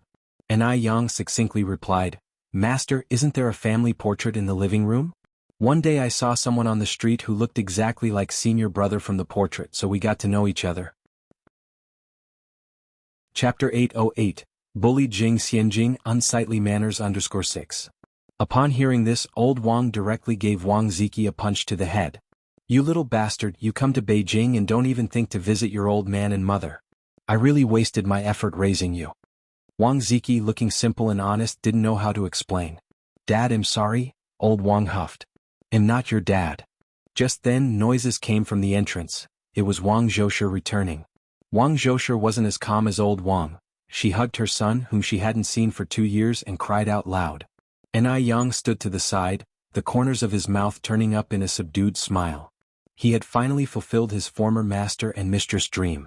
The last time his former master and mistress saw their son, who had been missing for 2 years, the vibrant boy they remembered had been turned into a cold corpse. One could imagine the couple's feelings at the time. Such despair. Now that their son had finally come back, the couple was overjoyed. Wang Zhoushe even slaughtered 2 chickens and a big goose. Although old Wang seemed a bit unhappy on the surface, he was actually very pleased. They'll go catch some shrimp in the river. Go ahead, Wang Zhoushe said with a smile. Be careful. Amichim, old Wang nodded. Wang Ziki was busy catching up with Wang Zhoushe. Mother and son had so much to talk about after all these years apart. As a result, only Ai Yang and Grandpa Du were left in the living room. Ai Yang was busy researching the 13 ghost needles and had no time to deal with Grandpa Du, so the scene became Ai Yang reading medical texts. Grandpa Du counting Buddha beads. The only sound in the air was the flipping of pages. Although no one was speaking, the scene wasn't awkward. After lunch, Wang Ziki seemed to remember something important. Dad, Grandpa Du hasn't been feeling well lately. Could you please take a look at him? Old Wang looked at Ai Yang. Yang, you've followed behind me for so long, why don't you try to put your learning into practice? Grandpa Du, these master and disciple. One just happened to save him, the other wanted to use him for practice. It really fit the saying. If you're not family, you want to enter the same door. Ai Yang nodded, okay. Grandpa Du's lips twitched, she really dared. Ai Yang walked over to Grandpa Du. Could you please extend your right hand? Grandpa Du did as asked. The cold fingertips rested on his wrist for quite a while, yet there was no sound. Grandpa Du looked up and asked, is there any hope? Ai Yang withdrew her fingers. It's not that serious, Mr. Du, this is an old ailment. The toxins accumulated in your body haven't been completely cleared. Just a couple of prescriptions should alleviate the fatigue. Grandpa Du slowly retracted his hand and straightened his sleeves. Then ill trouble, Miss Ai. The young lady was still able to discern his old ailment, which meant she had some skill. However, Grandpa Du had already figured she had good medical skills. Otherwise, she wouldn't have left the right pills for him that night. A doctor's heart is like that of a parent's. It's only right, Ai Yang said in a muted tone as she took out a writing brush to prescribe the medicine. A doctor's heart is indeed like that of a parent's, the saying goes. But Grandpa Du felt something was off. After the prescription was written, Ai Yang handed it to old Wang. Master, please have a look. Old Wang took the prescription and moved next to Grandpa Du. Forgive the trouble, Grandpa Du, but please extend your hand again. Grandpa Du extended his hand. As old Wang felt Grandpa Du's pulse, he understood why Ai Yang hadn't said anything for so long. Grandpa Du's pulse was indeed peculiar. Old Wang felt the pulse while looking at the prescription Ai Yang wrote, nodding repeatedly. Good, good, good. You are truly a disciple worthy of being trained by Wang Yu. Such talent, such intellect, how could an ordinary person compare? In a short while, old Wang put away the prescription and then said, Grandpa Du, Yang Yang's prescription can cure your old ailment. You've really encountered a savior today. Grandpa Du put away the prescription. Thank you. That afternoon, because someone from the village came to seek treatment and a particular rare herb was missing. The patient's condition was quite urgent. Old Wang had no choice but to go up the mountain with a basket to gather herbs. Ai Yang approached. Master, it's getting late now. You're getting on in years and it's not safe to go up the mountain. Let me go instead. It had rained last night and the mountain was likely to be filled with miasma. Ai Yang was worried for old Wang. Old Wang laughed. Listen to you, girl. If a big man like me isn't safe, how could a young lass like you be any safer? Let the master go. Ai Yang took the basket off old Wang. Don't forget, master, I'm quite skilled. Besides, today is Big Brother's first day back. You should stay and keep him company at home. Chapter 809, Bully Jing Xianjing, unsightly manners underscore 7. Old Wang was left speechless by her remarks, but still expressed his concern. Yang, are you sure you can manage alone? Sure, no problem. Yang slung her carrying basket on her back, waved to Old Wang and turned to leave. Old Wang watched Yang's retreating figure with worry. By chance, at this moment, Master Du came out of the house. Old Wang grabbed hold of Master Du and said, Master Du, the girl Yang has gone up to the mountain alone. If it's not too much trouble, could you please go and check on her? After all, Yang was Master Du's lifesaver. It wasn't too much to ask Master Du to ensure Yang's safety. Besides, with Master Du around, who was the grim reaper of the 10-mile foreign market, Old Wang felt very secure. Master Du's expression was unfazed. First, they had used him for sparring and now they were actually asking him to play bodyguard. What was this all about? If word got out, it would ruin his reputation for life, but out of respect for Old Wang as an elder, and given that Yang had saved him before, Master Du did not refuse. Alright uncle, I'll go now. But this was only a one-time exception. Old Wang, touched, said, then he'll have to trouble you Master Du. Master Du, holding his Buddha beads, headed in the direction Yang had gone, pursuing steadily. On the other side, where Wu Yinyun was. Thanks to Yang's support, Wu Yinyun finally managed to eat nearly 2 full meals at home. However, this quickly drew Grandma Wu's dissatisfaction. She felt that Wu Yinyun really didn't understand anything. Even she, as a grandmother, hadn't filled her belly, yet Wu Yinyun was only looking out for herself. A 17-year-old girl, yet not as sensible as a 7-year-old child. She had given Wu Yinyun hints, both openly and covertly on so many occasions, but Wu Yinyun just didn't get it, bowl after bowl. So selfish. Grandma Wu, watching Wu Yinyun polish off 2 bowls of congee, could only feel a headache coming on.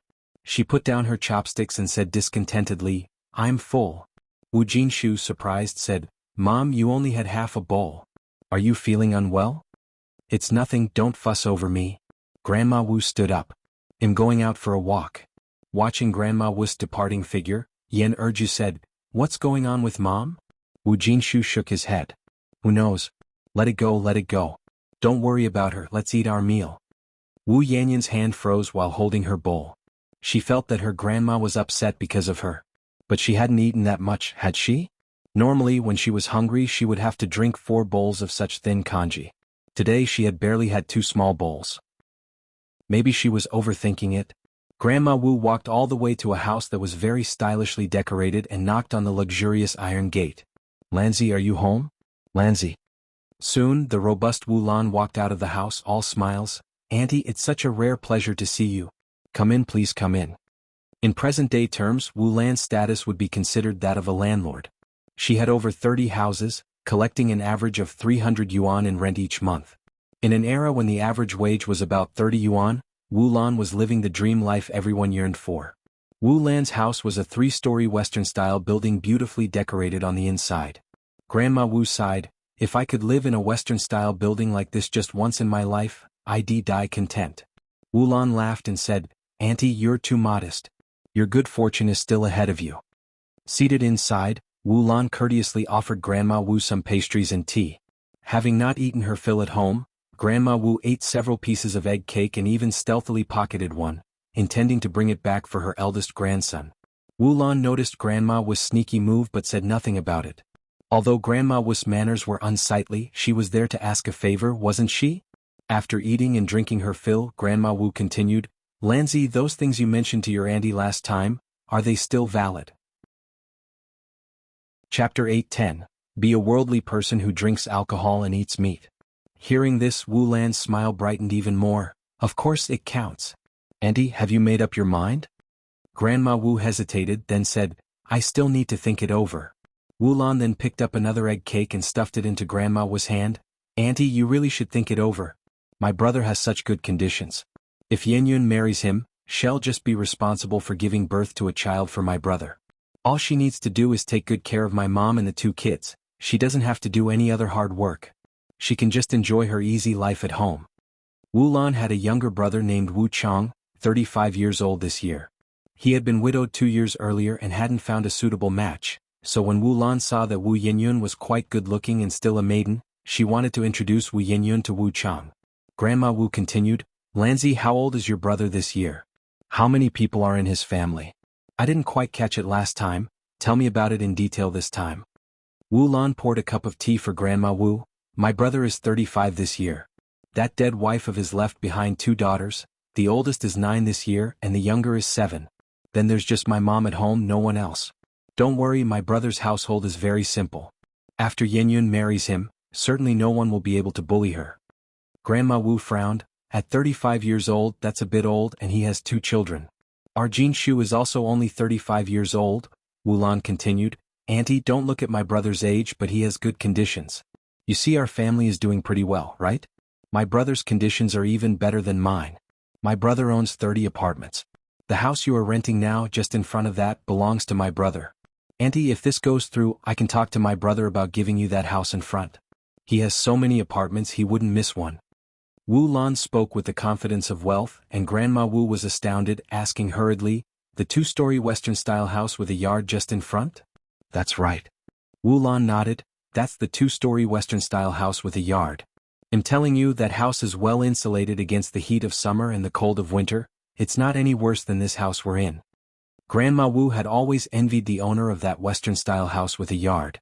She never imagined that it belonged to Wu Lan's brother. Getting a house upon a successful arrangement, it did seem that Wu Lan's brother really was well off. Wu Lan, observing the change in Grandma Wu's expression, added, Auntie, Dalong and Erlong haven't started school yet, have they? How can boys not go to school these days? Without an education, they'll struggle to find wives in the future. Wu Dalong and Wu Erlong were of school age, yet neither was attending school. It wasn't for lack of trying, but their family's financial situation couldn't keep up. Grandma Wu was worried too.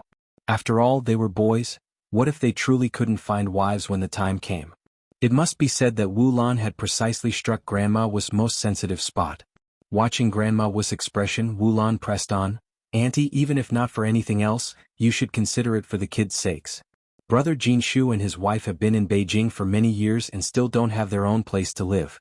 If Yenyun marries my brother, not only can he ensure Dalong and Erlong go to school, but he can also solve your housing problem. With a house, you can also move your household registration here, and your family will become locals in Beijing. Then, young girls will be throwing themselves at you. Why worry about Dalong and Erlong not finding wives? The terms Wu Lan offered were too favorable. Grandma Wu couldn't help but be moved. Her 2 grandsons would be able to attend school, they would have a Western-style house to live in, and become Beijing locals. This was the life she had longed for in her dreams. Yet she was, after all, a relative of the bride's side. She needed to maintain some decorum. It wasn't like her granddaughter couldn't find a husband. Grandma Wu took a bite of the egg cake and said, although that's what you say, your brother is looking for a second marriage and already has 2 children, whereas our Yenyun is still an untouched girl. Wu Lan patted Grandma Wu's hand. Auntie, I am someone who doesn't beat around the bush and I don't speak falsely. If what I say sounds unpleasant, please don't be angry. If your Yenyun wasn't a maiden with my brother's conditions, he really wouldn't consider Yenyun at all. Grandma Wu choked. Although Wu Lan's words were a bit harsh, they were indeed the truth. Wu Lan's brother had superior conditions, wealth and property. What did Wu Yenyun have? Wu Yenyun was nothing more than a few years younger than Wu Lan's brother. Chapter 8:11. Be a worldling and drink alcohol and eat meat _2. Wu Lan continued, my brother is very proud, always wanted to find an unmarried girl. Otherwise he would have married long ago. Why would he still be waiting? You don't know how many divorced women are willing to pay to marry my brother. Wu Lan wasn't really bragging. Wu Chang himself was quite a catch, and countless divorced women wanted to be with him. Unfortunately, Wu Chang didn't want anyone who had been married before. Actually, with Wu Chang's qualities, finding an unmarried girl would be very easy, but Wu Chang also demanded that the woman be beautiful. In Beijing there was no shortage of pretty young girls, but how many parents were willing to let their precious, unmarried daughters become stepmothers? That's why Wu Chang still hadn't found the right match. Right when Wu Yanyun's family moved in, Wu Lan noticed that Wu Yanyun was quite beautiful, sensible and dutiful, so she thought of introducing her to her brother. With Wu Chang's excellent prospects, Grandma Wu didn't want to give up. She had been alive for so many years but had never once lived in a Western-style house. She dreamt of living like city people in a Western-style house, if only just once. I can't decide for Yenyun on this matter. I need to ask Jinshu and his wife. Wu Lan took Grandma Wu's hand. Auntie, you are Yanyun's biological grandmother. How come you don't have the final say in this matter? Grandma Wu sighed. How can I make the decision for the 2 of them? Wu Lan went on, then you must go back and have a serious talk with brother Jinshu and your sister-in-law. If you miss this opportunity there won't be another. I'm only mentioning this because your family has rented our house for so long. We're practically family. I wouldn't even consider outsiders. Not just anyone can marry my brother. Grandma Wu stood up. Alright, let's leave it at that for now. I'm heading back. He'll walk you out. Wu Lan escorted Grandma Wu to the gate. Grandma Wu's bounded feet moved slowly. A journey that ordinary people could complete in 15 minutes took her over 40 minutes to reach home. Upon arriving home, Wu Yenyun was washing dishes in the kitchen. Yen Erju was breastfeeding her child while Wu Jinshu was feeding the ducks in the yard. These ducks were freshly caught, still fluffy and yellow. Wu Jinshu fed them and said, "Eat up, little ducks. Whether our 3 kids can go to school depends on you." Grandma Wu approached. "You're counting on these ducks to pay for the kids' schooling?" Wu Jinshu nodded, his face full of longing. "Mom, don't underestimate these ducks. There are 10 of them. Once they grow up they'll become big ducks. The big ducks will lay eggs and hatch more ducklings and then we can sell them for money, right?" These 10 ducklings had cost the couple nearly all their savings, which were only possible thanks to the 13 yuan Ni Yang had given them last time. Otherwise they barely scraped by each month with no spare cash to buy ducklings. Grandma Wu chuckled, "Waiting for these ducklings to grow up, lay eggs and hatch new ones will take ages. You might be able to wait but the children can't. Come with me, I need to talk to you." Wu Jinshu put down the dipper and followed Grandma Wu into the house. Grandma Wu glanced outside before closing the door. Wu Jinshu asked, puzzled, "Mom, what do you want to talk about? You're being so secretive." Grandma Wu pulled Wu Jinshu to sit down and her eyes quickly became red-rimmed. "Jinshu, you're not well and we have so many kids to support, plus this old lady dragging you down. It's been hard on you these years." "Mom? What are you talking about? Dragging me down? You're my mother. It's only right for me to take care of you. And I don't feel burdened at all. I have sons and daughters, a wife and a mother. I feel luckier than anyone. The rich have their joys and the poor have theirs." Wu Jinshu was content with his life, never feeling overburdened or complaining. Grandma Wu wiped away her tears. "Yet I just can't help but feel for you." Wu Jinshu was 35. Wu Lan's brother Wu Chang was also 35. Wu Chang had money and a house, everything. What did Wu Jinshu have? He didn't even have the money to send his kids to school. So young and already in poor health. Every parent feels for their child. "Mom, you're overthinking it. I'm living a good life. What is there to feel sorry for?" Wu Jinshu helped Grandma Wu dab her tears. Chapter 8:12. Be a worldling and drink alcohol and eat meat _3. After crying for a while, Grandma Wu took 2 egg cakes out of her pocket. "Here, take these, have a good nourishment but don't give them to anyone else." Grandma Wu had gotten a total of 4 egg cakes, with 2 earmarked for Wu Dalong and Wu Erlong. "Mom, where did you get these?" Yin asked. Egg cakes sold for more than 1 yuan per pound on the street, which their family couldn't afford. "They were from Wu Lan," Grandma Wu replied, adding, "Wu Lan is a kind-hearted good person." Wu Jinshu also had a favorable impression of this landlord. When they initially rented the house, Wu Lan had even given them a 2 yuan discount. Wu Jinshu said, "You eat them, Grandma. I'm still young, I don't need them." Grandma Wu sternly said, "If I tell you to take them, just take them. I've already eaten." Upon finishing her sentence, Grandma Wu continued, "Jinshu, having so many kids at home isn't a solution. Yenyun is not that young anymore. Maybe we should consider finding a good family for her to marry into. Our circumstances aren't great. Finding her a good family could allow her to lead a comfortable life." "No way." Wu Jinshu immediately objected. "Yenyun is only 17 years old this year. How can we talk about marriage?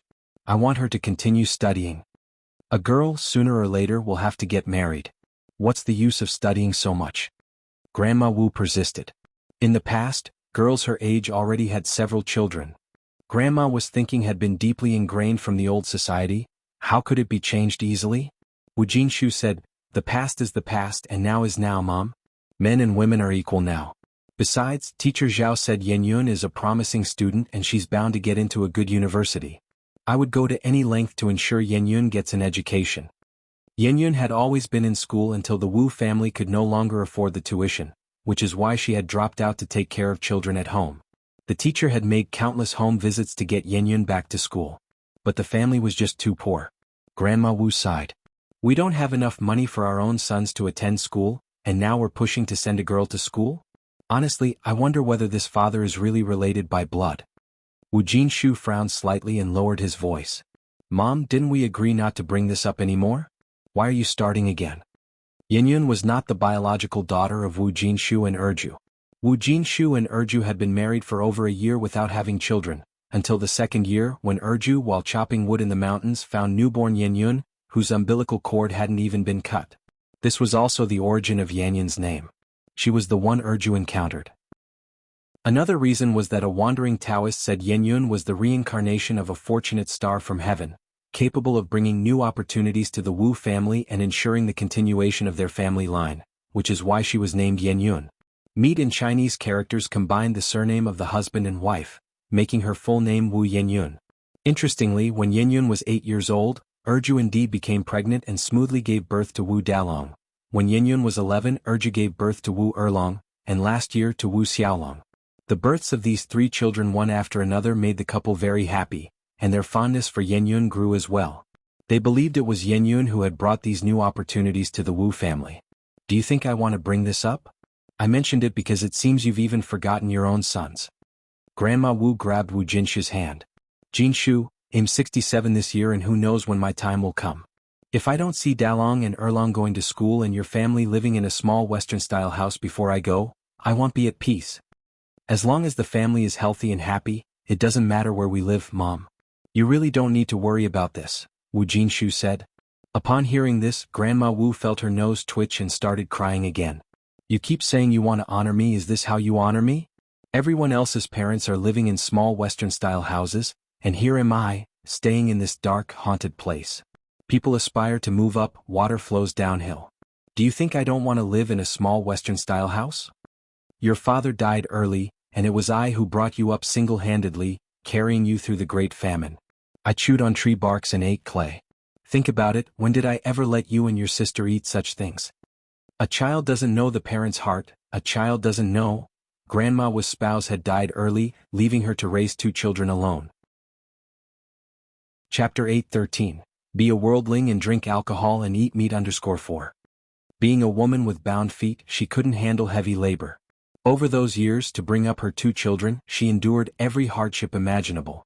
Wu Jinshu knew his mother had suffered a great deal and sighed, Mom, it's my fault for being useless, for not having the ability to get you a nice Western-style house to live in. But rest assured, I believe that one day our family will be able to live in one. Grandma Wu wiped away her tears. Will you burn one for me when I die? Living in a Western-style house is easier said than done. With the current economic situation of Wu Jinshu and Yen Erju, dreaming of a Western-style house was like waiting till the cows come home. Wu Jinshu helplessly replied, Mom, don't talk like that, it's bad luck.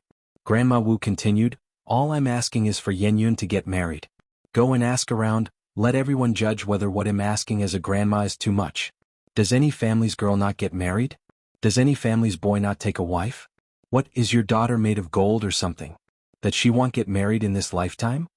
Wu Jinshu sighed, it's not about not getting married, the thing is Yenyun is still too young. She's already 17, not 7. Grandma Wu retorted. And you're not even her real father, you've done enough by raising her all these years. With a helpless sigh, Wu Jinshu said, My dear mother, why do you keep bringing this up? In my heart, Yenyun is as much my own daughter as Dalong, Erlong and Xiaolong. I'm her real grandma, aren't I? Grandma Wu said. The way you talk makes me sound like an evil grandmother. I just want her to get married for her own good. Given our situation, staying with us is just suffering. She would be better off getting married early and enjoying life. I'm thinking of her well-being. How great are the circumstances at Wu Chang's house. Once Yenyun marries into that family, she would be able to enjoy the good things in life, not just for herself, but she would make things better for her own family too. Wu Jinshu stood up and headed outside. Mom, don't bring this up again in the future. Yenyun will always be my daughter. I'm going out to feed the ducks. Jinshu. Grandma Wu grabbed hold of Wu Jinshu's sleeve. Jinshu, listen to me, I really found her a good match. The boy's family owns over 30 houses, and he even promised me that once the deed is done, he would give us one. The house in front of our place, the 2-story Western-style one with a yard, you always say how nicely it's been constructed, right?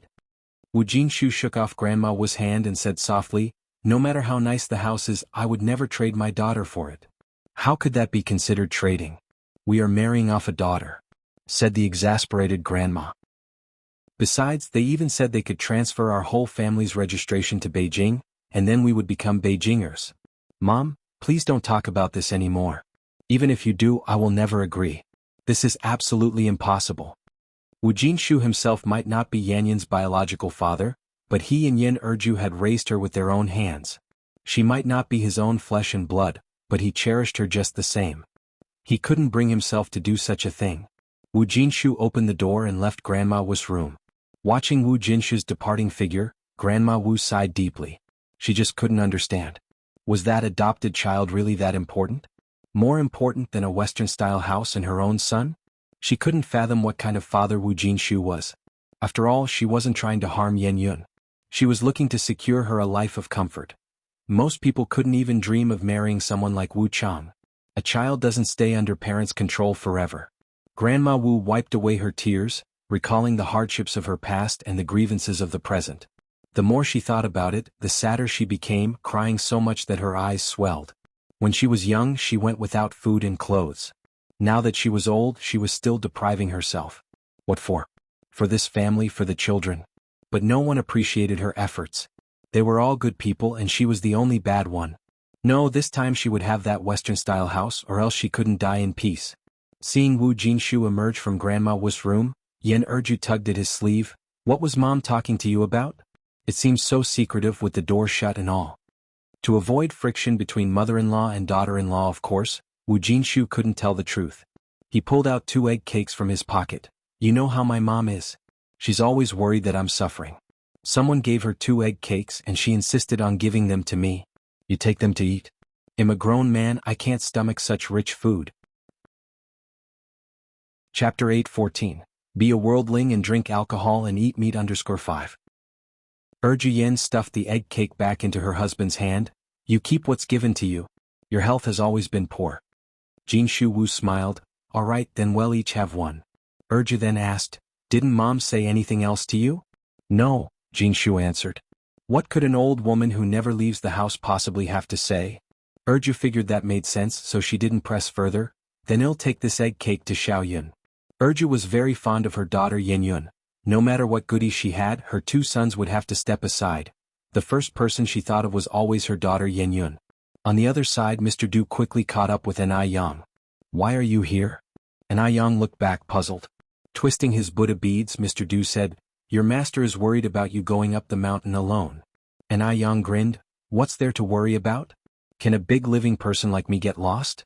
Mr. Du, please go back. Mr. Du took a step forward. I do not make promises lightly. Since I've agreed to your master, I won't let him worry. Hurry up then, it's about to get dark. Hearing this, Anai Yang had no choice but to follow. Soon enough, the 2 of them entered the mountains. It had rained the previous night. The mountain air was incredibly fresh, with unknown flowers blooming among the grass, looking gorgeous. As she walked, Anai Yang picked flowers. In no time, she gathered a large handful, the dazzling colors complementing her jade-like face. It was truly a case of the lady being lovelier than the flowers. Mr. Du followed behind. Didn't your teacher ever teach you to protect plants and flowers? Anai Yang placed the flowers into her basket. Didn't your teacher ever teach you to be more flexible in your thinking? The ancients said, if you have flowers, you should pick them before they wilt. Don't wait for the branches to become bare. Mr. Du was speechless. This young girl always managed to leave him at a loss for words. For the rest of the time, Mr. Du simply kept silent, quietly following behind. Conveniently, Anai Yang preferred not to be disturbed while she was digging for herbal medicine. The mountain woods were well preserved at this time, with all kinds of herbs to be found. The more Anai Yang dug, the less she wanted to return. She even encountered several plants that had disappeared in later ages. Mr. Du leaned against a pine tree, half closing his eyes, slowly twirling the Buddha beads in his hand. At that moment, he suddenly opened his eyes and said to Anai Yang, don't move.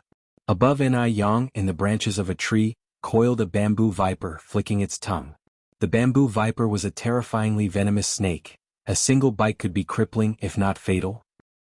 Just as Mr. Du was about to make a move, Anai Yang swiftly stood up and with lightning speed, grasped the 7-inch of the viper, even faster than the snake itself. It was a second that could make one's heart race. Holding the viper's 7-inch in one hand, Anai Yang drew a shining dagger from her waist with the other, deftly extracted the snake gall, popped it into her mouth and swallowed it whole. It was incredibly cool. The whole scene left Mr. Du open-mouthed in astonishment. Was she really a woman? Mr. Du began to doubt Ai Yang's gender. Over the years, Mr. Du had seen girls from all over Jiangnan, but he had never seen any quite like Ai Yang. Able to fight, skilled in medical arts, adept at collecting herbs and unafraid of snakes. And then to swallow a snake gall whole. Are these things that a girl should do? Yet Ai Yang had done just that. Having smoothly swallowed the snake gall, Ai Yang looked up at Mr. Du. Snake gall is a valuable thing. It can dispel wind and dampness, cool the eyes, detoxify prickly heat, and it's highly nourishing. Want to try one? Though she had just killed a snake, not a trace of blood stained her hands. If one hadn't seen it with their own eyes, who would believe such a delicate young lady was capable of such incredible feats? Clutching his Buddha beads, Mr. Du fought down his roiling stomach, shaking his head. No thank you. Seeing Mr. Du's pale face, Ai Yang laughed. Are you really the Mr. Du who's feared by both men and ghosts in the foreign districts? Is it so scary to swallow a snake gall? Mr. Du, on the way down the mountain, Ai Yang caught a wild chicken with shiny feathers. Just when Mr. Du thought Ai Yang would comment on the chicken's beauty, she directly said, "This beautiful wild chicken will make the most delicious roasted chicken." Mr. Du's mouth twitched. Why on earth did Master Wang ask him to protect Ai Yang? Chapter 8:15. Be a commoner, drink alcohol and eat meat. _6. The protected ones should be the small animals in the mountains. Fortunately, Ai Yang only came to pick some herbal medicine. If Ai Yang lived in the mountains year-round, wouldn't she scare away all the small animals? While walking, Ai Yang suddenly stopped. Master Du did not expect her to stop so abruptly and bumped right into a human wall, nearly falling as his steps wavered. A pale hand quickly grabbed his wrist and then just as swiftly let go. Watch where you're going. Master Du steadied himself. What happened? Ai Yang looked around. It seems we're lost. By this time, the sky had gradually darkened, and various sounds of small animals echoed through the forest, which would certainly make anyone with a faint heart tremble with fear. Master Du, who had plenty of outdoor experience, said, "It's the ghost hitting the wall." Ai Yang massaged her temples. What should we do? Master Du remained unperturbed, playing with his Buddha beads. Now we can only wait until the sun comes out tomorrow morning to leave. Ai Yang sighed and took off her backpack. Then that's the only option. Master Du looked at Ai Yang bewildered. Ghost hitting the wall? Aren't you afraid? A normal young lady hearing ghost hitting the wall wouldn't react so indifferently. Ai Yang sat down against a pine tree. What's there to be afraid of? It's not like there are real ghosts. The mountains harbored miasma, and it was pitch black all around. Encountering ghost hitting the wall was quite normal. Actually, ghost hitting the wall isn't really about ghosts. It's just a phenomenon. Biology had already provided a definite answer. When people lose their sense of direction, everything around them appears circular, so they keep going around in the same place. They can only wait for the sun to come out in the morning to regain their sense of direction.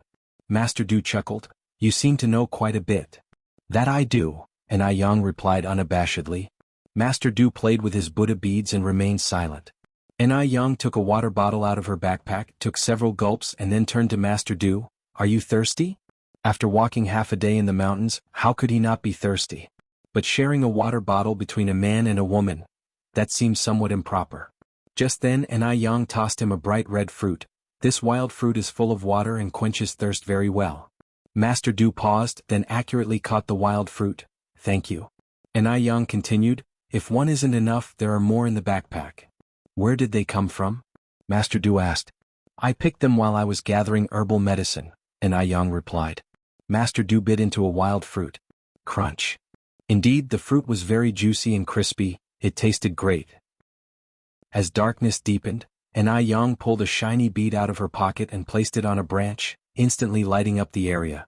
A good item indeed. It was far better than an electric light. Master Du, surprised, said, I thought you sold that bead? Ai Yang took out a dagger and swiftly slit the throat of the roasted chicken. I was planning to sell it, but unfortunately I met a boss who didn't appreciate its value. I see. Master Du's expression softened, turning to look at Ai Yang, and his gaze shifted back to astonishment. What are you doing? Killing the chicken, Ai Yang answered casually. Why kill the chicken? Ai Yang responded incredulously. Of course to eat it. Do you want to go hungry tonight? After a pause, Ai Yang added, do you know how to make a fire? There was no shortage of twigs all over the mountain. I don't have matches, Master Du said.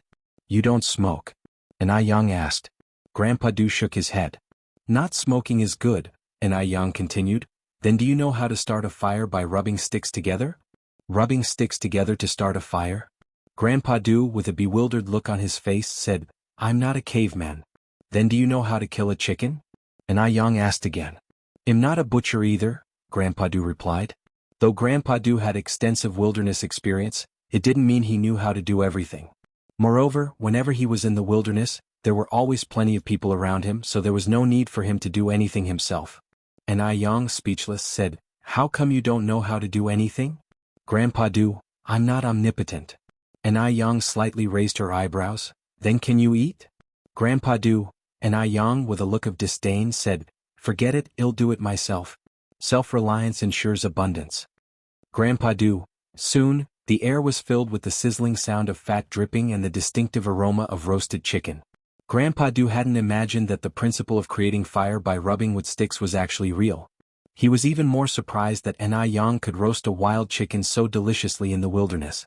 The bright flames reflected a pair of shallow eyes.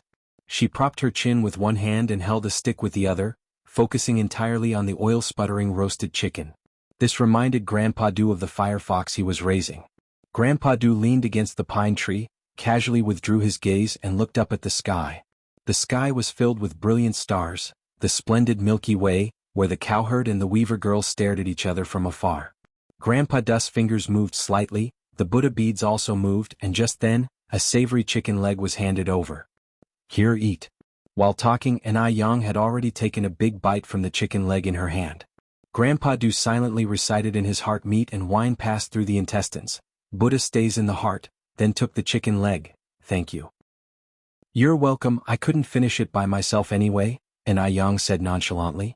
The chicken leg was deliciously roasted, crispy on the outside and tender on the inside, with each bite filling his mouth with meat. Grandpa Du hadn't felt this satisfied in a long time. At that moment he felt that being a common man who drinks and eats meat wasn't too bad after all. After finishing the roasted chicken, Anai Yang sighed, I wonder if my master and mistress are worried. After all, she hadn't returned for the night. They probably aren't, Grandpa Du said. Why? Anai Yang turned to look at Grandpa Du. Grandpa Du, twirling the Buddha beads, said, I think when Mr. Wang asked me to come with you, he already anticipated the ghost hitting the wall. After all, Mr. Wang lived at the foot of the mountain, and he must be very familiar with the conditions in the mountain. He was so worried about Anai Yang probably because he feared that she would be frightened if she encountered the ghost hitting the wall alone. Anai Yang stood up and said, That makes sense. I won't talk anymore, I'm going to sleep. Grandpa Du was momentarily taken aback. Where was she going to sleep? Before Grandpa Du could react, Anai Yang efficiently climbed up a tree and lay on the trunk, her arms crossed. Good night. However, as she lay down, her hair accidentally caught on a branch. Snap! A calligraphy brush fell by itself. Thousands of black hairs cascaded down instantly, spilling over the tree trunk, and beneath the black hair was a face delicately stunning. Anai Yang had no choice but to sit up from the tree trunk, and looking down at Grandpa Du, she extended her hand. Trouble you to pick up the calligraphy brush for me. Grandpa Du bent down to pick up the brush and tossed it up. Anai Yang caught the calligraphy brush precisely. Thanks. No trouble, Grandpa Du replied, his facial expression unchanged. Chapter 8:16. The Truth. Anai Yang sat steadily on the tree trunk, using a brush to secure her long hair behind her head, revealing a face as clear and refined as a painting. Her long black hair instantly disappeared between her pale fingers, which surprised Mr. Du. A tiny brush, yet so magically effective. A strand of hair mischievously slid from her forehead, and Anai Yang casually swept it back and yawned. I'm so sleepy, I'm going to sleep now. Mr. Du, you should sleep early too. As she spoke, Anai Yang lay down on the tree trunk. Fortunately, she hadn't worn a cheongsam today, otherwise it would have been really inconvenient. Mr. Du sat under the tree, picking up a few dry branches and placing them on the blazing bonfire, the new wood causing sparks to fly. The two, one above and one below the tree, coexisted in extreme harmony. After a while, Anai Yang's even breathing could be heard from above the tree. Actually, there were still many large wild animals in the mountains at this time, but because of the bonfire burning here, no wild animals dared to approach. Mr. Du lazily leaned against the tree trunk, half squinting his eyes, twirling Buddha beads in his hand, It was unclear whether he was asleep or not. Yet, the bonfire below the tree kept burning until daybreak. Time passed, and in the blink of an eye, it was the next morning. The golden morning sun shone through the gaps in the tree leaves, casting a misty golden light in the forest, giving a lively and vibrant feel. Yang slowly opened her eyes, looked at the tender green leaves above her, was momentarily bewildered, then sat up from the tree trunk, stretched her limbs and loosened her muscles. A bit more awake, Yang looked down from the tree. Mr. Du, who had been sleeping under the tree, was nowhere to be seen, and only a few sparks still flickered on the nearby bonfire. Where could he have gone so early in the morning? Eaten by a tiger? Yang frowned slightly, and just then Mr. Du came from not far away with 2 plump stream fish skewered on a branch he carried. So he wasn't eaten by a tiger after all. Yang waved at him. Good morning. Morning. Mr. Du placed the stream fish down and then said, There are 2 small streams if you turn left not far from here. Do you want to go wash up? Really? Yang jumped down from the tree trunk stably and landed firmly. Did you catch this fish? Yes. Mr. Du nodded. I didn't expect you to be able to fish, Yang continued. I'll go wash up first. Let's have grilled fish for breakfast. Give me the fish, I'll take them and prepare them. Prepare? Mr. Du asked puzzledly. Isn't it just grilled directly? Yang helplessly shook her head. You must be one of those aristocrats who don't concern themselves with worldly matters. No, rather, a wealthy noble not to know such basic life skills. Mr. Du. Just as Mr. Du had said, to the left was a clear stream that was visible to the bottom, lined with a layer of pebbles, reflecting dazzling light under the sun, and some rainbow trout could be seen swimming in the stream. There were some copper coin grass and unidentified wildflowers growing by the stream, creating a beautiful scene that, in later generations, would definitely be a popular spot for photos. The cool water splashed on her face, immediately making her feel much more awake. There was no toothpaste in the wilderness, but fortunately, Yang found a kind of herbal plant substitute, chewed it a few times in her mouth, then rinsed with clean water.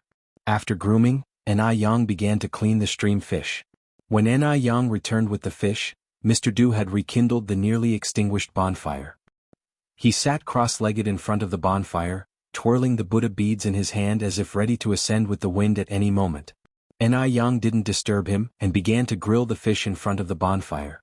The wild stream fish from the mountains were extremely delicious, incomparable to the feed-raised fish from modern days, and soon the air was filled with an irresistible aroma. Mr. Du's eyelids twitched, finally understanding why Ananda, the elder, had never been able to fully renounce worldly attachments. This mortal world was indeed hard to leave behind. Seeing that the grilled fish seemed about done, Yang handed one to Mr. Du. Try it and see how it tastes. Mr. Du lightly lifted his eyelids, took the grilled fish and took a bite. The fish was fresh and tender, leaving a lingering taste that was delightful. It was very different from the fishy taste he had anticipated. Very good. Yang also took a bite. Actually, this isn't even the best tasting grilled fish. The mountain lacks seasonings. Authentic grilled fish brushed with sesame oil and chili oil and then topped with spring onion, ginger and garlic. That is truly delicious. Chapter 8:17. The Truth. _2. Talking and talking, Yang's eyes began to light up as if they were filled to the brim with stars. Do you know a lot about food? Grandpa Du slightly lifted his eyes, meeting a pair of clear, bottomless eyes, then subtly lowered them again. Yang took another big bite of fish. It's okay, just a bit pickier than the average person. Grandpa Du nodded. Yang continued, What about you? I always see you with Buddha beads. Have you seen through the mundane world? Grandpa Du smiled faintly. I'm just a common man. Seeing through the mundane world isn't so easy. Yang nodded. That makes sense. In this vast mundane world there are wines, meats and beauties. It's indeed not easy to see through all that. You seem to understand life quite well, Grandpa Du said in a light tone. Having finished the last bite of the fish, Yang clapped his hands, stood up from the ground and said, Let's head back. Okay, responded Grandpa Du, standing up as well. Yang poured the water from his water bottle over the campfire to extinguish it, and they descended the mountain together. They walked one after the other. Yang led the way and Grandpa Du followed. As they passed a slippery spot, Yang looked back to remind Grandpa Du, There's water here, Mr. Du, be careful. Grandpa Du lifted his eyes towards Yang. Somehow he felt that he was not here to protect Yang. In fact, the one being protected had always been him. Right? How could someone who could slaughter chickens, kill fish, fight, and even dare to swallow a snake gall need anyone else's care? A faint smile unwittingly appeared on Grandpa Dust's lips. Soon they arrived at old Wang's house. The old couple were leaning against the door looking out. Seeing Anai Yang and Grandpa Du return, they excitedly greeted them. Yang, Grandpa Du, you're back. Was everything okay last night? All good, Anai Yang replied, grasping Wang Zishi's hand. Don't worry, mistress. Old Wang looked at Grandpa Du. It must have been tough for you last night. This was the Grandpa Du who was respected by everyone within 10 miles. To think that he spent a night on the mountain. It's not worth mentioning, Grandpa Du said slowly. Old Wang continued, Grandpa Du, you and Yang must not have eaten breakfast yet? There's porridge and 8 treasure kanji in the pot. I'll serve you some. No need, and Yang grilled some fish on the mountain, replied Grandpa Du. Hearing that Grandpa Du had already eaten, Old Wang didn't insist further. When they reached the courtyard, Yang put her basket on the ground and said, Master, mistress, I didn't return all of last night. My folks are surely worried. I'll head back now. Oh, and the medicinal herbs are inside. Okay, take care on your way. Old Wang came over. Okay, nodded Yang, not forgetting to bring along a bunch of wildflowers she had picked on the mountain. As they were kept alongside various medicinal herbs, the wildflowers hadn't withered and were still stunningly vibrant. Before leaving, Yang didn't forget to greet Wang Ziki and Grandpa Du. Elder brother Mr. Du, I'm heading back first. Grandpa Du nodded slightly. Be careful on your way. Wang Ziki said, Goodbye, junior sister. Yang looked back and waved at them. Goodbye? Yang had come by bike, placing all the wildflowers in the front basket, stepped on the petals, and like a freed butterfly, she disappeared down the narrow path ahead. After a while, Grandpa Du and Old Wang said their farewells. Wang Ziki said, Grandpa Du, should I see you off? No need, I can make my way back, Grandpa Du replied. You rarely get a holiday, spend some quality time with your parents. But, Wang Ziki looked a bit worried. It's all right, Grandpa Du gestured with his hand. Wang Ziki continued, then let me walk you to the junction. This time Grandpa Du didn't refuse. The car couldn't reach the foot of the mountain, so Grandpa Du had to walk to the main road. When Wang Ziki returned, Wang Zhosher said, Your Grandpa Du truly cares about his subordinates. Wang Ziki nodded in agreement. Yes, our Grandpa Du is very kind. Old Wang scoffed lightly. Kind? What kind of kindness? If he was really that kind, he wouldn't have waited so long to give Ziki a holiday. Wang Zhosher, pulling on Wang Ziki's sleeve, added, Don't listen to your dad. By the way, Ziki, has Grandpa Du mentioned a wife? If not, introduce him to your second aunt's cousin. Every elder has the heart of a matchmaker, always the first to think of keeping good prospects within the community. Chapter 8:18, The Truth, _3. Wang Zhosher said without speaking, Do you really think things are that wonderful? Do you think Yi could take a fancy to Xiangqin? It doesn't cost anything to talk about it, Wang Zhosher said with a smile. Xiangqin isn't ugly, what if Yi took a liking to her? Ziki, I think Yi is quite affable and has a good temperament. Try and mention it to Xiangqin, will you? Good temperament? Affable? A twitch tugged at the corner of Wang Ziki's mouth. If his mother saw the dark side of Yi, she probably wouldn't make such a comment. Seeing that Wang Ziki was silent, Wang Zhosher became unhappy. What's wrong with you, child? Mom is talking to you. Does Yi have a wife or not? Xiangqin is your cousin, and yet you're not taking this to heart at all. Only then did Wang Ziki react. Yi only has 2 concubines, no official wife. Concubines? Wang Zhosher thought she was hallucinating. How long has it been since liberation, and your Yi actually still has 2 concubines? Ziki, are you sure you're not mistaken? Wang Ziki shook his head. Yi is not a citizen of China, so the laws of China do not apply to him. Not only does he have 2 concubines, but both of them are strikingly beautiful. Considering Xiangqin's circumstances, I don't know if she could even become the 3rd concubine. How could someone with 2 concubines possibly set his eyes on her niece, Xiangqin? So Wang Zhosher didn't entertain any more wild thoughts. Continuing, Wang Zhosher said, Forget it, Ziki, let's pretend I never said anything. However, Yi seems so refined and cultured, yet he's quite a playboy. It's really surprising that he has 2 concubines. Does he have any children? Wang Ziki continued, Yi doesn't have any children at the moment. Having 2 concubines and yet no children. That's really strange. Under normal circumstances, there should be at least dozens of children. Wang Zhosher asked, Is there a problem with Yi in that regard? Wang Ziki touched his nose. It probably isn't that. Wang Zhousher narrowed her eyes. I believe it's definitely something wrong with your Duyi, otherwise those two concubines wouldn't be without children. Unable to continue the conversation, Wang Ziki said, I'm going to help Dad dry the herbal medicine. When Enai Yang got home, she happened to meet Enai Tsuehua and Shangguan Dehui hurrying out. Dad, Mum, where are you going? Enai Yang parked her bike on the side. Enai Kuihua's eyes lit up and she immediately ran over, grabbing Enai Yang's wrist. Yang, you're back. Where did you go last night? You kept your dad and me up all night. Shangguan Dehui said, if you had come back any later, your mum and I would already be at the police station by now. If it weren't for the rule that one cannot report a disappearance until 24 hours have passed, they would have already called the police. Enai Yang said very apologetically, I'm sorry, Dad, Mum, for making you worry. I went to my master's place, got held up with something, there's no phone service up in the mountains, it won't happen again next time. Shangguan Dehui continued, it's fine as long as you're okay, let's go inside. Enai Yang nodded and followed Shangguan Dehui and Enai Tsuehua inside. Because they didn't want to worry the old couple, Enai Tsuehua and Shangguan Dehui didn't tell Grandfather Zheng and Grandmother Zheng that Enai Yang had not come home all night, instead telling them that Enai Yang had gone to a classmate's house to play. Little Enai Yun saw Enai Yang returning, and with a swoosh she jumped out of Grandmother Zheng's arms. Sister! Sister's back. Little Yun. Enai Yang picked up little Enai Yun. Chirp chirp, Yang. Duo flew in from the window and landed on Enai Yang's shoulder. Yang? Was that Yang call from Duo just now? Enai Yang looked at Duo with delight. Duo, can you talk now? Duo rubbed its little head against Enai Yang's chin. Yang. So Duo really could talk now. Grandfather Zheng and Grandmother Zheng were also very surprised. This little bird is so smart. Enai Tsuehua came over to tease Duo. Duo, say it again. Yang. Duo called out with its voice raised again. Enai Tsuehua laughed as well. Then call out Yun. Yang. Indeed, Duo could talk, but it didn't say everything, it only knew Yang. Zheng Xianjing came downstairs and, looking at this joyful family scene, her eyes filled with resentment. This was her home. This was where she had lived since she was a child, so why should these people take it over? Chapter 8:19. The Truth. _4. And that dead bird.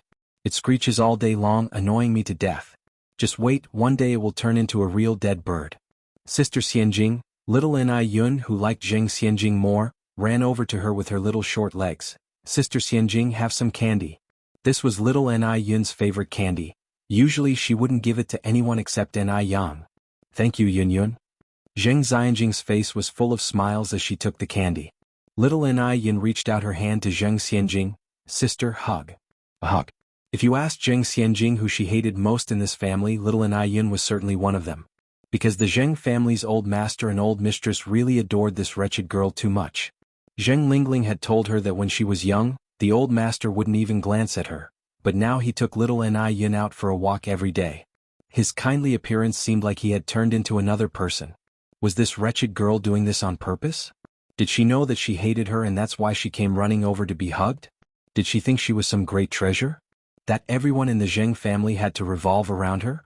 Zheng Xianjing suppressed the overwhelming jealousy and picked up little Enai Yun. Yun is so cute.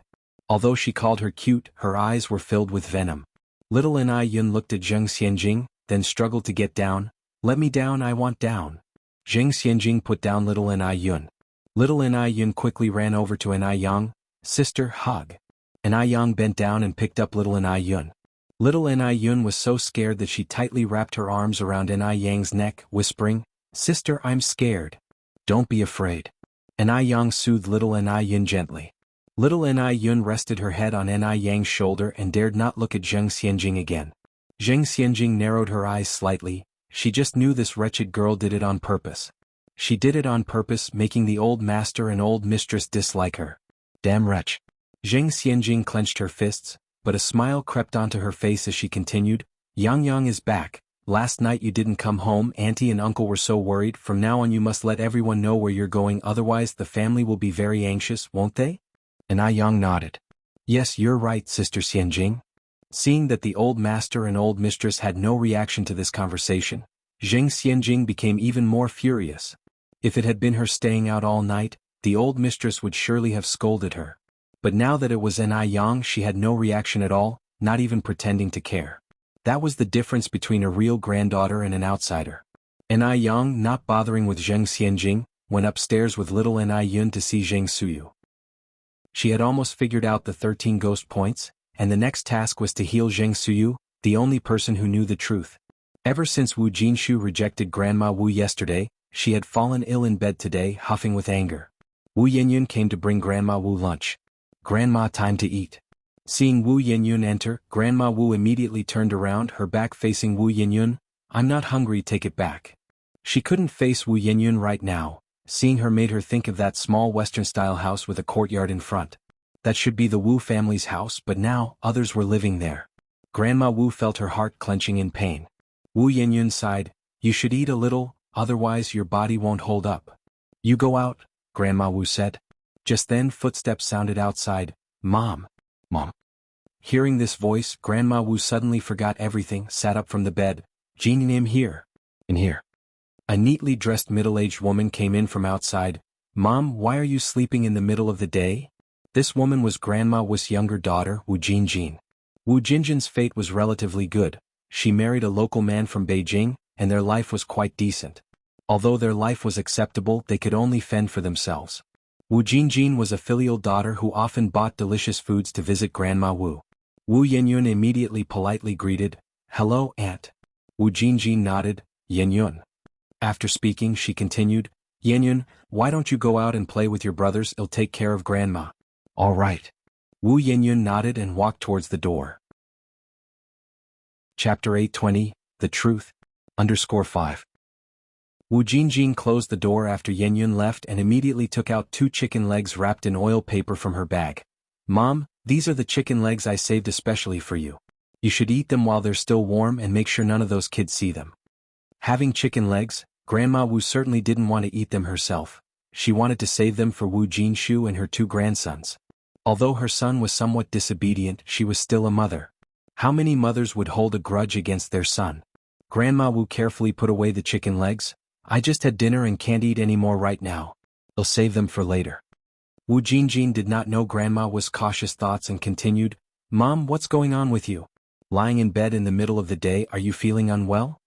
Speaking of this, Grandma Wu sighed deeply. "It's like this." Grandma Wu recounted the entire story to Wu Jinjin without missing a word. Wu Jinjin, surprised, said, "Such a great opportunity and my brother disagrees?" Wu Lan's family conditions in high society might only be considered ordinary, but compared to families like Wu Jinjin's and Wu Jinshu's, they were definitely wealthy. For Yinyun to marry into such a family would be marrying above her status. Grandma Wu said, "That stubborn brother of yours, he says he wants to sell his daughter." Wu Jinjin grabbed Grandma Wu's hands. "Mom, you can't listen to my brother on this. While you're still here, you should be the one calling the shots. Not to mention Yinyun isn't even my brother's biological child. Even if she were, marrying into such a well-off family would be a huge stroke of luck for her. If it were someone else, they might not even be able to marry so high." Grandma Wu sighed, "The man is as old as your brother and already has 2 daughters. Your brother probably feels pity for Yinyun marrying into a family and becoming a stepmother. Being a stepmother is not easy these days." Wu Jinjin said, "What about being a stepmother? Who you marry is who you marry. Rather than marrying some poor guy, it's better to marry someone with good conditions and later become a wealthy lady. Times have changed. Back in the day, decent families' daughters still became concubines to landowners and rich merchants. There were even old men at 80 marrying 18-year-old girls. At only 35, he's not old at all." In Wu Jinjin's eyes, these weren't problems at all. If she hadn't married, she would have even considered marrying in place of Yinyun. She was sick of struggling through poverty, which is why she had promptly found a local man from Beijing to marry. Even the poorest local man from Beijing lived better than countryside folks. Grandma Wu holding on to Wu Jinjin's hand, "If only your brother could think like you." Wu Jinjin speechlessly said, "Why care about my brother? Yinyun is your eldest granddaughter. Even if you make this decision for my brother, he can't do anything to you. After you've raised him through such difficult times, is he going to deny you as his mother?" Wu Jinjin was young but full of cunning ideas. Learning that her niece could marry into such a good family, of course, she couldn't miss this opportunity. "Jinjin, now you're the only one I can rely on. Tell me, Mom, what should I do?" Grandma Wu eagerly held Wu Jinjin's hand. Wu Jinjin smiled, "Mom, listen to me, Wu Jinjin whispered a lot into Grandma Wu's ear. After listening, Grandma Wu felt a burden lift from her heart and smiled. The old saying is right, a daughter is a mother's little quilted jacket. Wu Jinjin continued, Mom, since Yenyun is so beautiful, you should ask for a larger dowry. Grandma Wu said, Lanzi already promised me that once it's settled, he'll give our family that 2-story townhouse with a courtyard, and he'll also sort out our household registration issues, and take care of Dalong and Erlong's schooling. Mom, do you have such low aspirations? Wu Jinjin continued, the reason they're offering such favorable terms is because they really fancy Yenyun. Our family has only one beautiful girl like Yenyun. Once this chance is missed, there will be no next shop, so why not ask for more while you can? Besides, our family has raised her for so many years, it's time she gave back. The more Grandma Wu listened, the more she felt Wu Jinjin was making sense. So, Jinjin, what should we ask from them? Grandma Wu asked. Wu Jinjin said, why ask for objects? Objects are trivial. Of course, it's most reliable to ask for money. Their family has money, right? Besides those 3 promises you were given last time, ask for an additional 2,000 yuan. Chapter 821, The Truth. _6. 2,000 yuan? At this time, an ordinary family would need about 10 years to earn 2,000 yuan. Grandma Wu got a fright. Will they give it? Wu Jinjin said, if they don't give it, then don't marry off. Anyway, my brother doesn't even want to marry Yenyun off yet. Besides, Yenyun is so beautiful, she might meet someone even better later on. In actuality, Wu Jinjin was well aware that since that household was willing to offer a house to take a bride, it meant they were not lacking those 2,000 yuan. 2,000 yuan was a huge amount for him, but for well-off families, it can be managed. Grandma Wu nodded, thinking Wu Jinjin made a lot of sense. Wu Jinjin continued, Mom, I'm Yanyun's aunt and I held her when she was little, you see. If this deal goes through, shouldn't you give me some benefit? Grandma Wu then said, isn't your family living quite well? Why care about such a little money? What well? Wu Jinjin said, my mother-in-law is totally unreasonable, plus since I come from another place she looks down on me. She always gives me these looks. Also, when I got married back then you asked for an 80 yuan bride price from their family, but didn't prepare even a basic dowry for me. My mother-in-law constantly uses that to mock me, mentioning how much dowry this or that family provided. Dowry items often included a wash basin, a comb, a mirror, and a chamber pot. In an age where flush toilets hadn't yet become common, chamber pots were a daily necessity. For ordinary families, even the poorest would prepare these essential dowry items. Slightly better off ones would even buy chests, nightstands, and dressing tables as dowry. But the Wu family was too poor, and as Wu Jinshu was not well, Grandma Wu, after asking for the hefty bride price of 80 yuan, hadn't prepared any dowry items for Wu Jinjin. Knowing she hadn't handled things properly back then, Grandma Wu sighed and said, Jinjin, you've suffered a lot at the Li family over these years, but I had no choice, you know our situation. Let's not talk about the past, Wu Jinjin said. Mom, this time you have to support me in front of my in-laws. Don't worry, I won't ask for too much. Recalling her daughter's suffering at her in-laws' house over the years, Grandma Wu nodded firmly. Okay. Jinjin, how much money do you want? Wu Jinjin said, actually, I don't really want money. I just hope you can buy me a bicycle, and also, I want a sewing machine. At that time, a bicycle alone cost nearly 300 yuan, and a sewing machine would cost even more. Grandma Wu was really reluctant, but thinking of Wu Jinjin's sufferings at her in-laws, she gritted her teeth and agreed. Just a bicycle and a sewing machine? Even if both items together cost 1,000 yuan, she would still have 1,000 left. Besides, they would still get a house and a Beijing household registration. Considering that, they weren't losing out. Seeing that Grandma Wu agreed, Wu Jinjin was very happy. Mom, that settles it then, you really mustn't regret this. Don't worry, I won't regret it, said Grandma Wu. That's great. Wu Jinjin said, let's get going. We will visit Wu Lan's place now. Why are we going to Wu Lan's? Asked Grandma Wu. Since the matter is settled, it's time to finalize the wedding date. Wu Lan replied, sooner rather than later. What if someone gets ahead of us? Wu Lan's brother is such a catch, I'm sure many people have their eyes on him. Hearing this, Grandma Wu quickly got out of bed. Alright, let's go. Wu Yenyun knew why her grandmother was so angry. She probably resented her for eating too much. With not a lot to go around, one more person eating was just additional burden. Wu Yenyun sat in the courtyard looking up at the sky and let out a deep sigh. Just then she saw Grandma Wu and Wu Jinjin hurrying out. "Grandma Aunt, where are you going?" Wu Yenyun immediately stood up. Wu Jinjin looked back impatiently. "It's adult business, kids should stay out of it." Wu Yenyun had nothing more to say. She arrived at Wu Lan's house. Wu Lan welcomed Grandma Wu and Wu Jinjin with her usual warmth. Wu Jinjin, who was eloquent, clarified the purpose of their visit in just a few words. On hearing this, Wu Lan said, "Getting a daughter-in-law for my brother isn't something to be taken lightly, and since you've already given it some thought, let's set a time for the young people to meet. Whether this works out still depends on my brother." Grandma Wu didn't say anything and Wu Jinjin asked, "What about tomorrow? Does tomorrow work?" Such matters were of course better settled sooner rather than later to avoid unnecessary complications. Wu Lan nodded. "Fine, let's make it tomorrow morning at 10 o'clock and we'll meet at my place. If my brother takes a liking to Yenyun, our two families can sit down and discuss other issues thoroughly." Although Wu Lan thought Wu Yenyun was very attractive, it all depended on Wu Chang's own wishes. Wu Jinjin hurriedly nodded. "Yes, that works." After leaving Wu Lan's house, Wu Jinjin felt uneasy. "Mom, what if they don't like Yenyun? Didn't you say this deal was certain? Why do we have to meet first? If they didn't approve of Wu Yenyun, wouldn't she lose a bicycle? How could Wu Jinjin not worry? She dreamt of owning a bicycle and a sewing machine. With those two possessions, would her cruel mother-in-law dare to look down on her?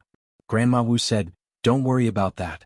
With Yanyun's looks, you won't find another like her in 10 villages." Wu Yanyun's beauty was undeniable as she was not from the Wu family. Wu Jinjin said, "Hopefully. We'll meet at 10 tomorrow morning. They'll come over at 8:30. By then will my brother and sister-in-law have gone to work?" This matter could not yet be disclosed to Wu Jinshu and Yen Erju. Grandma Wu replied, "They've gone to work. They leave for work every day at 7 in the morning." Wu Jinjin nodded. "That's good." Upon returning home, Wu Yenyun was not there. Wu Dalong and Wu Erlong were taking care of their younger brother. Grandma Wu asked, "Why are you two looking after Xiaolong? Where's your older sister?" "She had something to attend to," Wu Erlong replied. "She has nothing to attend to. I bet she's just slacking off." "All right, go play, you'll watch Xiaolong," Grandma Wu said. Hearing they were relieved of the duty, Wu Dalong and Wu Erlong ran off faster than rabbits. Wu Yenyun trudged down the street with heavy steps. She hadn't had enough to eat in the evening or at noon, and now she hardly had any energy. Walking down the streets of Beijing, she went from shop to shop asking if they needed part-time workers. She wanted to find a job. A job that could help reduce the burden on her family. "Excuse me, are you looking for part-time workers? I'm hardworking and can do any sort of job." "No, we're not hiring. Get out of here." These were the kinds of rejections Wu Yenyun faced. But Wu Yenyun didn't lose heart. She continued asking from one place to the next, desperately hoping to find some part-time work. Chapter 822. Transfer. There were many shops on the street, but few needed part-time workers. After all, the economy at this time wasn't as developed as in later times, and the businesses weren't booming. Many shops could barely make ends meet, so how could they afford to hire people? Moreover, Wu Yenyun was still underage, so even the shops that needed part-time workers wouldn't dare to hire her. As she walked, Wu Yenyun came across a noodle restaurant with a long queue at the entrance, and next to it was a milk tea shop, both swarming with people. Business was booming. The milk tea shop was called New York Milk Tea, and the noodle restaurant was called Sour Fish Noodle Restaurant. Both establishments had become popular in Beijing over a year ago and had spawned many imitators in Beijing streets, yet the originals had never been surpassed. New York Milk Tea and Sour Fish Noodle Restaurant had significantly influenced the dining scene. Wu Yenyun entered the restaurant where two aunties were efficiently cleaning the tables. "Auntie, do you hire part-time workers?" The aroma inside the restaurant was so tantalizing that Wu Yenyun couldn't help but swallow saliva. Your business is thriving for a reason. Coincidentally, the store Wu Yenyun visited was managed by Zhou Qingshang. Zhou Qingshang had a daughter about Wu Yenyun's age. "Girl, would you like to come work here?" "Yes." Wu Yenyun nodded in a hurry. "Auntie, don't worry, I can do anything. You can pay me whatever you think is appropriate. I really need this job." Zhou Qingshang then asked, "How old are you this year, young lady?" 17, Wu Yenyun replied. Zhou Qingshang's daughter, Wang Xiaoya, was 16 and in her final year of junior high school. "Young lady, aren't you going to school?" Wu Yenyun shook her head. Zhou Qingshang had also faced tough times in the past. If it weren't for Ni Yang and her daughter coming to Jinghua village, Wang Xiaoya probably would have dropped out of school by now. Seeing Wu Yenyun, she felt sympathy. Just wait a moment for me, young lady. Zhou Qingshang quickly cleaned up the table and headed towards the kitchen. Wu Yenyun stood there waiting for Zhou Qingshang with a nervous heart. Zhou Qingshang soon came back with a bag in her hand. Young lady, this is some leftover buns and noodles from our lunch. If you don't mind, you can take them home and eat, otherwise it would just be a waste if we throw them away. Thank you, auntie. Wu Yenyun took the bag with both hands. Wu Yenyun continued, young lady, we have never hired part-timers before, and am not sure if the boss will hire you. Come back tomorrow afternoon at 2 o'clock and the boss will be here. Although Zhou Qingshang was now the store manager, hiring part-time workers wasn't something she could decide. Even more so since Wu Yenyun wasn't of age yet. She was afraid of causing trouble for Ni Yang. Auntie, thank you. Thank you. Wu Yenyun held the bag and kept bowing to Zhou Qingshang. You're welcome, Zhou Qingshang replied. You should head back now and come again tomorrow. Wu Yenyun left with the food in hand. Zhou Qingshang had given a lot. There were 10 meat buns and a large bag of soup noodles. Actually, these foods were not leftovers from lunch but were bought by Zhou Qingshang herself. Looking at Wu Yenyun's condition, she knew she hadn't eaten enough. Zhou Qingshang had also experienced being hungry before and knew how painful that could be. Wu Yenyun was very hungry and couldn't resist eating a meat bun as she walked. The meat bun was truly delicious, bursting with juice at each bite. The flavor of the meat bun lingered in her mouth. Wu Yenyun ate 3 buns in a row before gradually regaining her strength. Just then, a car suddenly rushed around the corner. Screech. The sharp sound of an emergency brake echoed, and Wu Yenyun's face instantly turned pale, frightened and collapsing to the ground, the noodles scattering everywhere. Fortunately, the car stopped just 0.1 millimeters away from her. Wu Yenyun swallowed nervously, thinking she was about to be hit a moment ago. Go and check. The man in the back seat, holding Buddha beads, spoke faintly. The sunlight shone through the car window and cast a faint glow on him, making the already ethereal and elegant man seem even more unreal. All right. The driver nodded, opened the car door and stepped out. Are you all right, young lady? The driver walked over. Wu Yenyun couldn't care less about herself, crying out in distress. My noodles, my noodles. Those noodles were enough for a meal for her family, but now they were all spilled. Chapter 823, Transfer_2. Bright sunlight cast her profile in a pale and delicate light. The man inside the car glanced back and just happened to catch this scene. He raised an eyebrow slightly, lowered the car window and called out, Xiaoqing. Upon hearing this, the driver immediately ran over. Boss do twirled Buddha beads in one hand and took out a banknote from his wallet with the other. Give this to her. All right. Xiaoqing took the banknote and walked over to Wu Yenyun. Young lady, stop crying and get up. This is from our boss do. Take it and go buy yourself a new bowl of noodles and buns. Before her eyes was a blue 100 yuan bill.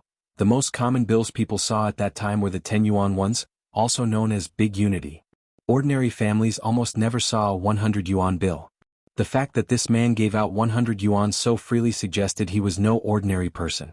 Seeing that Wu Yenyun had no reaction, Xiaoqing stuffed the money into Wu Yenyun's hands and got back into the car. Wu Yenyun hurriedly lifted her head and saw a gentle and elegant profile through the fleeting car window. He was dressed in old-style traditional clothes, looking straight ahead, his handsome features set against a cool, snowy aura. Such people, who appear so cultivated, are actually the hardest to deal with. Wu Yenyun clutched the banknote tightly in her hand. Their family was indeed short on money at the moment. With this large sum of 100 yuan they could do a lot. The streets bustled with people. After the black car disappeared, only Wu Yenyun remained sitting on the ground. A few stray dogs and cats ran over from not far away, quickly clearing the food remnants on the ground. Everything returned to normal as if nothing had happened. Wu Yenyun stood up from the ground and limped towards the grain and oil shop. She bought 100 pounds of rice in one go, along with 10 pounds of sesame oil, 50 pounds of flour, spending a total of 30 yuan. The shopkeeper even personally delivered these items to the Wu family. It may seem like a lot of goods, but with so many people in the Wu family and their appetites larger at that time, these items wouldn't last very long, at most half a month. When Wu Yenyun returned, Wu Jinshu and Yan Erju had already come back. Seeing the shopkeeper carrying bags of rice and oil into their house, Yan Erju pulled Wu Yenyun aside with a puzzled look. Xiaoyun, what's going on? Mom, this is for you. Wu Yenyun handed the remaining 70 yuan to Yan Erju and briefly explained the afternoon's incident. Yan Erju and Wu Jinshu paled when they heard that Wu Yinyun had almost been in a car accident. Xiaoyun, are you alright? Wu Yinyun shook her head. Mom and Dad, don't worry, I'm fine. That's good, Yan Erju continued. But you need to be more careful in the future, especially when crossing the street. You can't be this lucky every time. Wu Jinshu said, your mother's right. You can't be this lucky every time. What if the car had hit you badly? How would our family cope? We can earn money back, but you have to understand that no amount of money can buy back a life. What's priceless in this world? Life is priceless. Wu Yinyun nodded. Mom and Dad, I understand. Wu Erlong added from the side, Mom and Dad, with this money, can sister go to school now? Yan Erju gave a bitter smile. How could this money be enough? Just the tuition for one semester was 98 yuan, plus miscellaneous fees and food, it all added up to 138 yuan. That was why in the 1980s so many dropped out after middle school. Wages were low. To send one child to school could deplete a family's entire savings. Not like later generations where 9 years of compulsory education was fully implemented. Not only was school free, there were scholarships and subsidies for students in need. Thus, those who lived through this era were very frugal in later times. Wu Dalong continued, is it enough for Erlong and me to go to school? Not enough, Yan Erji shook her head then said, but don't worry Dalong Xiaolong. Mom and Dad will work hard and provide for your schooling. It's just a matter of time before they could save enough for tuition. Just then Granny Wu happened to overhear Yan Erji's statement, retorted, with what you and Jinshu earn, it wouldn't be enough even if you saved for 10 more years. Yan Erju and Wu Jinshu together earned less than 20 yuan a month. The rent was 10 yuan a month. Their meager income barely covered the family's expenses, and they still dreamed of affording their children's education. Chapter 824, Transfer_3. Dream on. The family was already living like this, yet Wu Jinshu stubbornly refused to marry off his daughter. He didn't even consider his own abilities. Fortunately, she was still clear-headed and able to make decisions for the household. Otherwise, Wu Jinshu and Yan Erju would have dragged the whole family down. Upon hearing this, Yan Erju's expression darkened. Then she said, Mom, are you hungry? I'll go cook some dinner. Tonight we'll have aromatic white rice. In later generations, rice was a common food, but in this era, struggling families could hardly afford a meal of white rice. Yan Erju's family normally only ate coarse rice. Coarse rice, meant for feeding chickens and ducks, was hard and astringent, choking the throat and causing pain. And even this coarse rice wasn't enough to go around. Grandmother Wu glanced at Yan Erju. Where did the money come from to buy white rice? Yan Erju explained the situation to Grandmother Wu. Grandmother Wu said, just 100 yuan makes you this happy? Wu Yinyun could exchange for a small Western-style house plus 2,000 yuan. How happy would Yan Erju be then? After Grandmother Wu left, Yan Erju tugged at Wu Jinshu's sleeve. Why do I feel like Mom was a bit strange today? She didn't even care about 100 yuan. If others heard, they might think our family is rich. Wu Jinshu wasn't concerned. That's just how my mom is, probably just in a bad mood today. Yan Erju didn't dwell on it and turned to Wu Yinyun. Xiaoyun, go rest for a bit. I'll make dinner today. Wu Yinyun rolled up his sleeves. Mom, you've been tired all day. Let me do it. Yan Erju smiled and said, Mom's not tired. You, on the other hand, must have been really scared by that car just now. Go rest, you've been working hard these days too. Unable to argue with Yan Erju, Wu Yinyun reluctantly went to his room to rest. That evening, Yan Erju steamed a large pot of rice, and also fried a plate of sesame oil vegetables and cooked a big bowl of sesame oil egg soup. The children ate very happily. Wu Yinyun also unusually had a full meal that shocked him, especially since Grandmother Wu didn't give him any looks during the meal. He felt surprised and somewhat pleased. After all, he was still a teenager. He wanted to eat his fill too. Who would want to experience the pangs of hunger? The next morning, Wu Jinshu and Yan Erju went to work together. Grandmother Wu approached Wu Yinyun. Yinyun, let Dalong and Erlong keep an eye on Xiaolong. You come with me. Wu Yinyun nodded. Grandma, where are we going? You don't need to worry about that, Grandmother Wu continued. We'll leave when your aunt comes. Oh. Wu Yinyun didn't ask further. Soon Wu Jinjin arrived. Wu Jinjin was always neatly dressed, regardless of the occasion. Especially today, she had even brought out clothes preserved for special occasions and wore a pair of silver earrings she donned only during the new year. Yinyun, I brought a dress for you. Try it quickly to see if it fits. If it does, put it on and well go. Wu Jinjin handed a water-red dress to Wu Yinyun. Wu Yinyun was stunned. "Aunt, is this for me?" Wu Jinjin was a very dutiful and filial daughter, but not a good aunt. She didn't like Wu Jinshi's children at all, whether it was Wu Dalong, Wu Xiaolong, or Wu Yenyun. She never cared for any of them. From their childhood, she never once bought them candy. Whenever she brought something over, it was always secretly given to grandmother Wu. Wu Yenyun was surprised when Wu Jinjin suddenly offered her a dress. Wu Jinjin smiled and said, "Look at you asking such questions. If it's not for you, who else could it be for? Go change quickly, we have to go out soon." Convinced that the dress was for her, Wu Yenyun went back inside the house to change. After Wu Yenyun left, grandmother Wu expressed her dissatisfaction. "You work hard for your money, why waste it buying clothes for her?" "It's not bought, this dress belonged to Jianli when she was younger," Wu Jinjin replied. Jianli was Wu Jinjin's sister-in-law. Upon hearing the dress was an old one that didn't cost money, grandmother Wu finally relaxed. After a moment, Wu Yenyun came out dressed. Wu Yenyun was unlike the rest of the Wu family. She was tall, and even though she was only 17, she had already reached a height of 165 centimeters, surpassing Wu Jinjin by more than a head. Chapter 825, Transfer_4. Although the water-red color had faded to nearly white, it surprisingly looked good on Yenyun. Jinjin said, "It really is true, clothes make the man and saddles make the horse. Our Yenyun is a grown lady now. Such a beautiful maiden." Wu Lan had no reason to look down on her. It looked like her bicycle and sewing machine might just be within reach after all, Jinjin thought, her smile growing brighter. Yenyun tugged at her skirt uneasily. "Auntie, perhaps I should change out of this. It's not convenient for working." "There's no need, just wear that." Jinjin grabbed Yenyun's wrist. "Today you don't have to do any chores." "Let's go then, it's almost time," Grandma added. "Dalong Erlong, take good care of your brother at home. We'll be back soon." "Grandma, I want to go too." Dalong followed Grandma's steps. Grandma said kindly, "Dalong, stay home. Grandma will bring back some sweets for you." Hearing there would be sweets, Dalong was overjoyed. All right, then you should hurry, Grandma." Walking along the road, Yenyun felt something odd and asked, "Grandma, Auntie, where are we going?" Jinjin, smiling, linked arms with Yenyun. "Just out for some fun, you'll see soon enough." Soon they reached Wu Lan's house. Yenyun asked, "Isn't this Auntie Wu Lan's place?" "Grandma, what are we doing here?" Grandma replied sternly, "Children should not ask too many questions. Just sit quietly and listen when we talk later." Grandma wouldn't reveal the truth to Yenyun until everything was settled. This girl was clever, what if she disagreed?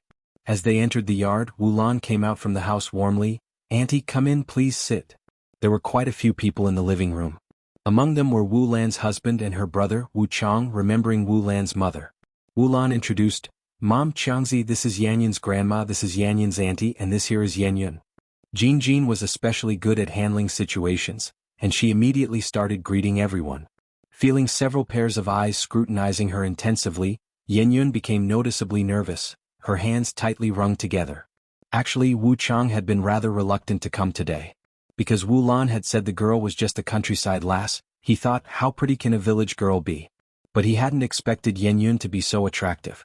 Wu Chang immediately stood up. "So this is Yenyun? You must be tired from the long walk, please have a seat." Wu Chang, at 35, didn't need to work because his family owned over 30 properties. His days were spent playing card games and collecting rent, living a practically idyllic life. This led to a drastic alteration in his appearance. He had a beer belly, a bald head, and a greasy face, looking much older than his actual age. Wu Lan and their mother felt reassured seeing Wu Chang act like this. He must be interested. Otherwise, why would Wu Chang be so enthusiastic? Though Wu Chang wasn't much to look at, his financial situation was solid. Despite having met numerous girls, none had interested him. Finally finding one that satisfied him, their mother heaved a great sigh of relief. And not only was the girl pleasing to Wu Chang, but she also greatly satisfied the mother-in-law. She was beautiful and seemed easy to handle. As a mother-in-law, she didn't want a strong-willed daughter-in-law. If she ended up with such a daughter-in-law instead of being taken care of, she would be the one catering to the daughter-in-law. Jinjin and Grandma, sensing the situation, urged Yenyun to sit down. "Xiaowu says sit down, so quickly take a seat." Yenyun had never experienced anything like this, but she vaguely understood that today's visit was far from a simple courtesy call. There was definitely something else going on. Yenyun felt uneasy, especially unable to endure Wu Chang's blatant stares. She had barely touched the sofa when she quickly stood up. "Grandma, auntie, I have something to do, I need to go back." After saying that, she left the place as if escaping. Although Wu Lan's house was as splendid as a palace, it made her feel suffocated.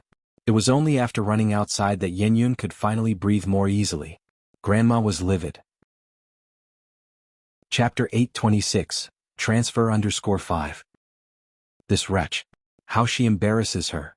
Does she think she's such a hot commodity that no one else will do but her? Wu Chang looked at Wu Yanyun's retreating figure. Why did she leave? With his conditions, how could Wu Yanyun not be impressed?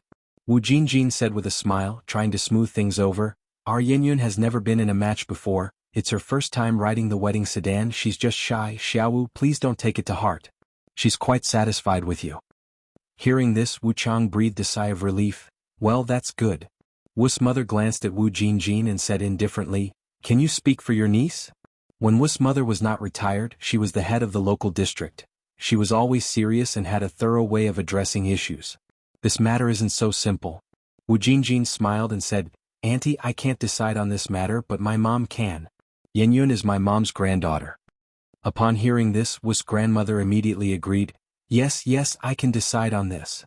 Wu's mother continued, "Our Wu family has always been clean and keen, we never do things that trouble others. It's either a yes or a no, forced melons are never sweet. Our family has money, what kind of daughter-in-law can't we find? Wu's mother is a respectable person, she definitely doesn't like doing things that can't be put on the table." Wu's grandmother agreed, Yes, you are right, rest assured even though I am old I can still handle this." Wu's mother continued, "Although you are the girl's grandmother, this matter still needs to be approved by your son and daughter-in-law, right?" Wu's grandmother couldn't respond to this. Because Wu Jinshu and Yen Erju didn't know anything about this matter. Wu Jinjin hurriedly chimed in with a smile, "Auntie, I'll just tell you the truth, the situation in our family is rather complicated. Yen Yun isn't my brother and sister-in-law's biological daughter.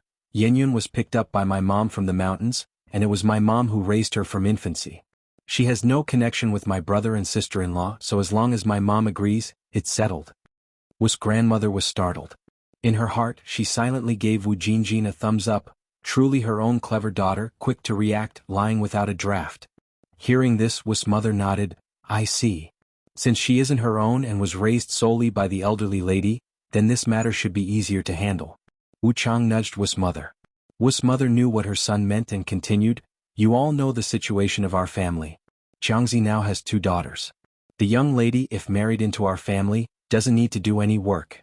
She just needs to take care of me and the 2 children and of course cook and do Qiangzi's laundry." Wu Jinjin laughed and said, "These are all small matters. What household's new bride doesn't do these? Moreover, Qiangzi currently only has 2 daughters, it certainly won't work for them not to have a son. After all, we Wu family are not short of money. I mean, no matter how many children, we must have a boy to carry on the Wu family line. Whenever, wherever, there are always those who value sons over daughters. Daughters take their husband's name when they marry, sons bring in wives who take their name, continuing the lineage." Exactly, Wu Jinjin laughed, "Aren't we women born to bear sons and raise children for our husband's family? What's wrong with having a few more children?" Wu's mother nodded and continued, "Moreover, Qiangzi's age is also a factor here. The sooner it's done, the better, as long as the 2 young people are willing. The longer the delay, the more dreams in the night, it's not easy to find the right person." Wu Jinjin said, "Auntie, fundamentally there are no problems with what you've said. However, since you've spoken to this point, let's be frank. I'll also speak on behalf of my mom and state our family's conditions." "Go ahead." Wu's mother took a sip of tea. Wu's grandmother watched Wu Jinjin, who was articulate and clever, feeling a deep sense of pride. Luckily she had such an excellent daughter to stand up for her. Wu Jinjin continued, "Aside from the household registration and small Western-style house your family agreed to up front, our family also wants a dowry of 3,000 yuan. 3,000 yuan?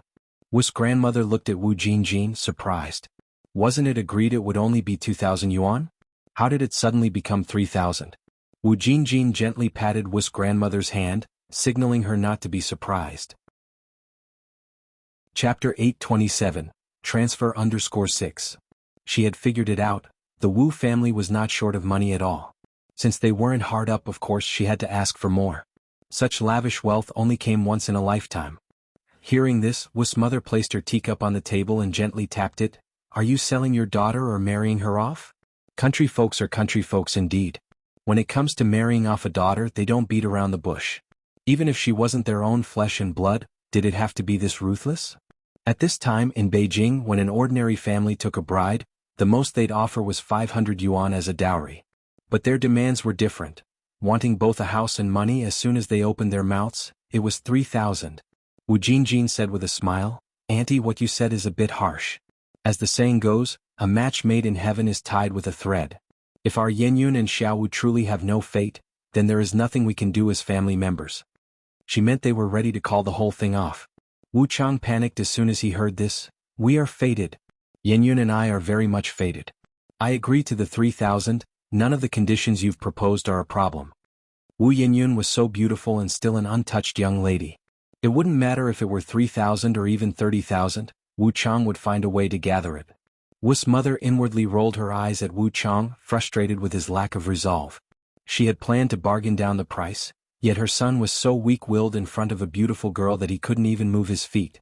Now that everything was out in the open, Wu's mother didn't beat around the bush either and continued, "To show the Wu family's sincerity, let's draw up an agreement, pay the dowry now, then choose a day for both families to sit down for a meal together, and settle on a wedding date. As for the house, your family can only move in after the young couple is married." "Agreed," Wu Jinjin nodded. Wu's mother turned her head to look at Grandma Wu. "What about you? Do you see any issues?" Yenyun had been raised by her hands after all, and Wu's mother felt it necessary to ask for Grandma Wu's opinion. Grandma Wu said, "I have no objections." They were willing to pay so much, offer a house and move the household registration. What could she possibly object to? Wu's mother had come prepared today. She took out 3 stacks of RMB from her bag. "Here is 3,000 yuan. Let's write up an agreement and consider this matter settled." Good, Grandma Wu nodded. Both Grandma Wu and Wu Jinjin were illiterate, so how the agreement was drawn up was entirely up to Wu's mother and Wu Lan. They only had to press their fingerprints as confirmation. It wasn't until they left Wu Lan's house that Grandma Wu still felt somewhat surreal. "Jinjin, does our family really own a 2-story Western-style house with a yard now?" "Of course it's real." Wu Jinjin nodded. "Not only that, you now have 3,000 yuan in your pocket too." Grandma Wu felt her pocket. Sure enough, those thick stacks of banknotes were still there. Wu Jinjin continued, "How about it? I've got skills, don't I? The dowry was 2,000 yuan, and I managed to get it up to 3,000. According to your thinking, we would have just taken one house and nothing else, wouldn't we have lost out big time? A full 3,000 yuan. What ordinary family could have so much money? Wealthy people really are different." Grandma Wu said with a smile, Yes, you are capable. No wonder they say a daughter is a mother's little padded jacket." Wu Jinjin went on, "Mom, now that we also have money, let's go buy a bicycle and a sewing machine, shall we?" "Sure. Let's go now." A bicycle and a Singer sewing machine together cost over 1,100 yuan, but Grandma Wu wasn't hesitant to pay. After Wu Yinyun got home, she changed out of her long dress and into her usual clothes with patches. It wasn't until the afternoon that Grandma Wu returned with a smiling face, holding 2 roast chickens in her hands. "Dalong Erlong, come and have some roast chicken." Grandma Wu called Wu Dalong and Wu Erlong over to eat the roast chicken. As soon as they heard there was roast chicken, the 2 little ones were over the moon and immediately ran over like crazy. Wu Erlong tore off a chicken leg. "He'll bring this chicken leg to Big Sister to eat." Wu Grandma's face darkened. "You are not to give it to her." Just now Wu Yinyun had made the Wu family lose face, and Grandma Wu hadn't calmed down yet. At that moment Wu Yinyun came over holding a dress. Grandma Wu quickly hid the roast chicken. "What are you doing here?" Wu Yinyun placed the dress aside. "Grandma, I can't accept this dress, please return it to Auntie. Wearing that dress never sat right with her." "You were given it, you wear it," Granny Wu said. "No need, just return it to Auntie." After saying that, Wu Yinyun turned and walked away. Granny Wu herself had a strong opinion of Wu Yinyun and now felt even more that Wu Yinyun was not presentable. All this fuss over a dress? In the afternoon, Wu Yinyun arrived at the noodle restaurant as agreed. 2 o'clock was precisely the restaurant's resting time. Seeing Wu Yinyun, Zhou Qingshang greeted her warmly. "Young lady, you've arrived." "Auntie." Zhou Qingshang continued, "Come in quick, our boss is inside." Wu Yinyun followed Zhou Qingshang inside. Just as she walked in, Wu Yinyun saw a familiar figure, Yang Yang.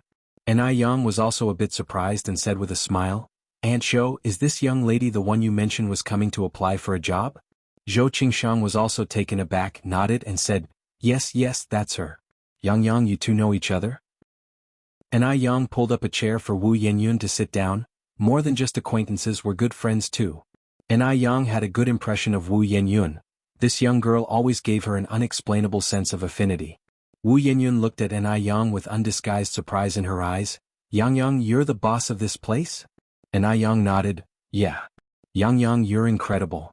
Someone like Yang would surely come from a good background, not like her who had nothing, coming from a poor background and couldn't even keep her stomach full. To say she wasn't envious would be a lie. Every girl dreams of being a princess. Wu Yenyun was no exception. And Yang then said, Yenyun, are you looking for work? Yes. Wu Yenyun nodded. Yang, can you give me a job? And Yang hesitated for a moment. Yenyun, you're only 17 this year, and according to the rules our shop can't hire minors. But my other shop is short of long-term staff. The monthly salary is 40 yuan. Would your parents be willing to come? After all, Yang was in business, and her competitors were watching her like a hawk. If she really hired a child laborer, it would be just asking for trouble. As the saying goes, the bigger the tree, the harder it is to stay out of the wind. Currently she couldn't take such risks. However, she really wanted to give Wu Yenyun a hand, so she suggested hiring Wu Yenyun's parents. A monthly salary of 40 yuan? These words made Wu Yenyun's eyes light up. Wu Jinshu and Yen Erji's combined monthly salary was barely 20 yuan. If they worked for Yang, they could make 80 yuan a month. With those 80 yuan, she wouldn't have to worry about her two brothers' schooling and food and clothing problems anymore. Wu Yenyun said excitedly, my parents can really come to work? And Yang nodded, yeah. Wu Yenyun said with some concern, but my parents are illiterate and my dad has a disability. His right hand is missing the little finger. Can they really come to work? It was precisely because Yen Erju was illiterate and Wu Jinshu had health issues that they never found a good job. Otherwise their family wouldn't be struggling to get by. It's okay, and Yang continued, as long as uncle and auntie don't mind. Doing cleaning work doesn't require literacy, and it's relatively light and doesn't require much strength. Chapter 828. Domineering. The noodle restaurant's cleaning job mainly involves tidying up tables and sweeping floors, which isn't considered heavy labor for someone used to hard work. Yang, are you serious? Wu Yenyun asked with a hint of disbelief. And Yang nodded. Of course I'm serious. Do you think I would joke about something like this? By the way, are your parents home? If they are, have them come over for a trial. If they think it's good, they can start working tomorrow morning. Wu Yenyun excitedly said, they're at home. They'll go and call them over right now. Wu Jinshu and Yen Erju were actually not at home, but Wu Yenyun didn't want them to miss such a good job opportunity. Alright Yenyun, don't rush. They'll be in the shop all day today. Hearing this, Zhou Qingshang looked at Yang in surprise. Since there were several stores, Yang usually spent no more than 2 hours in each shop. Today, to help Wu Yenyun, she said she would stay in the shop the entire day. Then Yang, I'll be right back. Wu Yenyun ran towards the door. Fortunately, the place where Wu Yenyun worked wasn't far from here. She first went to the rice shop where Yen Erju worked. In the mild May weather, Yen Erju was nevertheless sweating profusely as she carried a 160-pound bag of rice up to the second floor of the rice shop. There were many workers in the rice shop who carried rice bags, but they were all strong men. It was quite rare to see a woman like Yen Erju doing such work. Therefore, everyone admired Yen Erju greatly. Erju, your daughter's here, a co-worker told Yen Erju. Although Wu Yenyun seldom came to the rice shop, she was very beautiful, so everyone remembered her. My elder daughter is here? Yen Erju dropped the bag of rice and casually wiped her forehead with her sleeve. Yes, she's waiting for you outside right now. Oh, then I'll go right away. Yen Erju put her sleeve down. Normally, Wu Yenyun wouldn't come to the rice shop to find her unless something happened at home. With this thought, Yen Erju felt a sudden rush of anxiety and hurried towards the door. Xiaoyan, why did you come? Is something wrong at home? No, Wu Yenyun shook her head. Mom, I found a better job for you and Dad. Please take a leave and then come for an interview with me. Relieved that nothing was wrong at home, Yen Erju asked, what kind of good job? Wu Yenyun explained the situation. Upon hearing this, Yen Erju said in surprise, really, 40 yuan a month? Working in the rice shop, struggling day in and day out, she barely earned a bit more than 10 yuan a month. And now, simply cleaning could earn her 40 yuan a month? At that time, even educated people working in factories were only earning 30 yuan a month. Could she, who couldn't recognize a single written character, Really earn a monthly salary of 40 yuan? Really? Wu Yinyun nodded confidently. Mom, let's hurry and go find Dad. Yen Erju hesitated, still somewhat incredulous. Xiaoyan, you're not being fooled by someone, are you? Wu Yinyun smiled and said, Yang Yang isn't a cheat. She's the one who invited us to eat dumpling soup last time and gave me 13 yuan. Upon hearing this, Yen Erju believed her by 70 to 80% and took off her work apron. Then I'll ask our boss for leave right now. Yen Erju successfully took her leave. Let's go quickly. Mother and daughter arrived at the construction site where Wu Jinshu worked. Wu Jinshu, upon hearing about the job, was also somewhat incredulous. He only earned a few cents for a whole day's work at the construction site. A monthly salary of 40 yuan was undoubtedly great news. The three of them hurried to Ni Yang's noodle restaurant, all in less than an hour. Yin, here you are. These must be your uncle and aunt? Ni Yang stood up politely. Wu Yinyun nodded. Yang, this is my dad and this is my mom.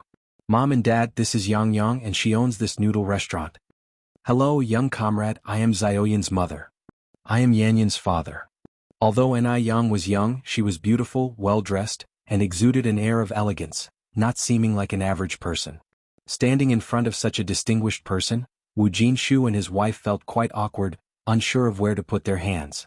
This couple looked very simple and honest. Ni Yang smiled and said, Uncle and Auntie, please sit down. Don't be nervous. As she spoke, Ni Yang poured a cup of tea for the couple. Uncle, Auntie, please have some tea. Chapter 829. Domineering. _2. Thank you, we're not thirsty, Yen Erju said nervously as she slightly bowed. Ni Yang continued, How old are you two this year, Uncle and Auntie? Wu Jinshu was so nervous he wasn't sure what to say, but Yen Erju was more composed. I am 34 this year and Xiaoyan's dad is 35. Ni Yang smiled and said, Then Uncle and Auntie are about the same age as my mom. She is 38 this year and my dad is a bit older than you all. Yen Erju said, We are just poor folks, how could we compare with you? We all come from a farming background, having walked through hard times. There are no levels among us. When my mom and I first came to Beijing 2 years ago, we almost didn't have a place to stay. Luckily, we met a kind soul on the train who provided us a foothold, Ni Yang said. Hearing Ni Yang say this, the nervousness in Yen Erju's heart lessened considerably, and she was also somewhat surprised. She had not expected that Ni Yang was also a farmer's daughter. Yen Erju wasn't the only surprised one, Wu Yinyun was as well. Especially Wu Yinyun, who had always assumed that Ni Yang came from a wealthy background. She had not expected that Ni Yang's past was just like hers. In just 2 years Ni Yang had achieved so much, she was truly impressive. Where are you originally from? Yen Erju asked. Ni Yang smiled slightly, We're from Dam Village. Dam Village?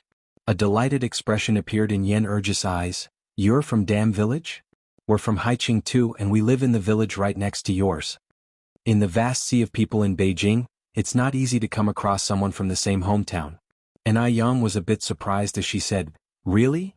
Seeing that Yen Erju and the others were getting more relaxed, Ni Yang continued, Uncle and Auntie, Yinyun has already talked to you about the salary, right?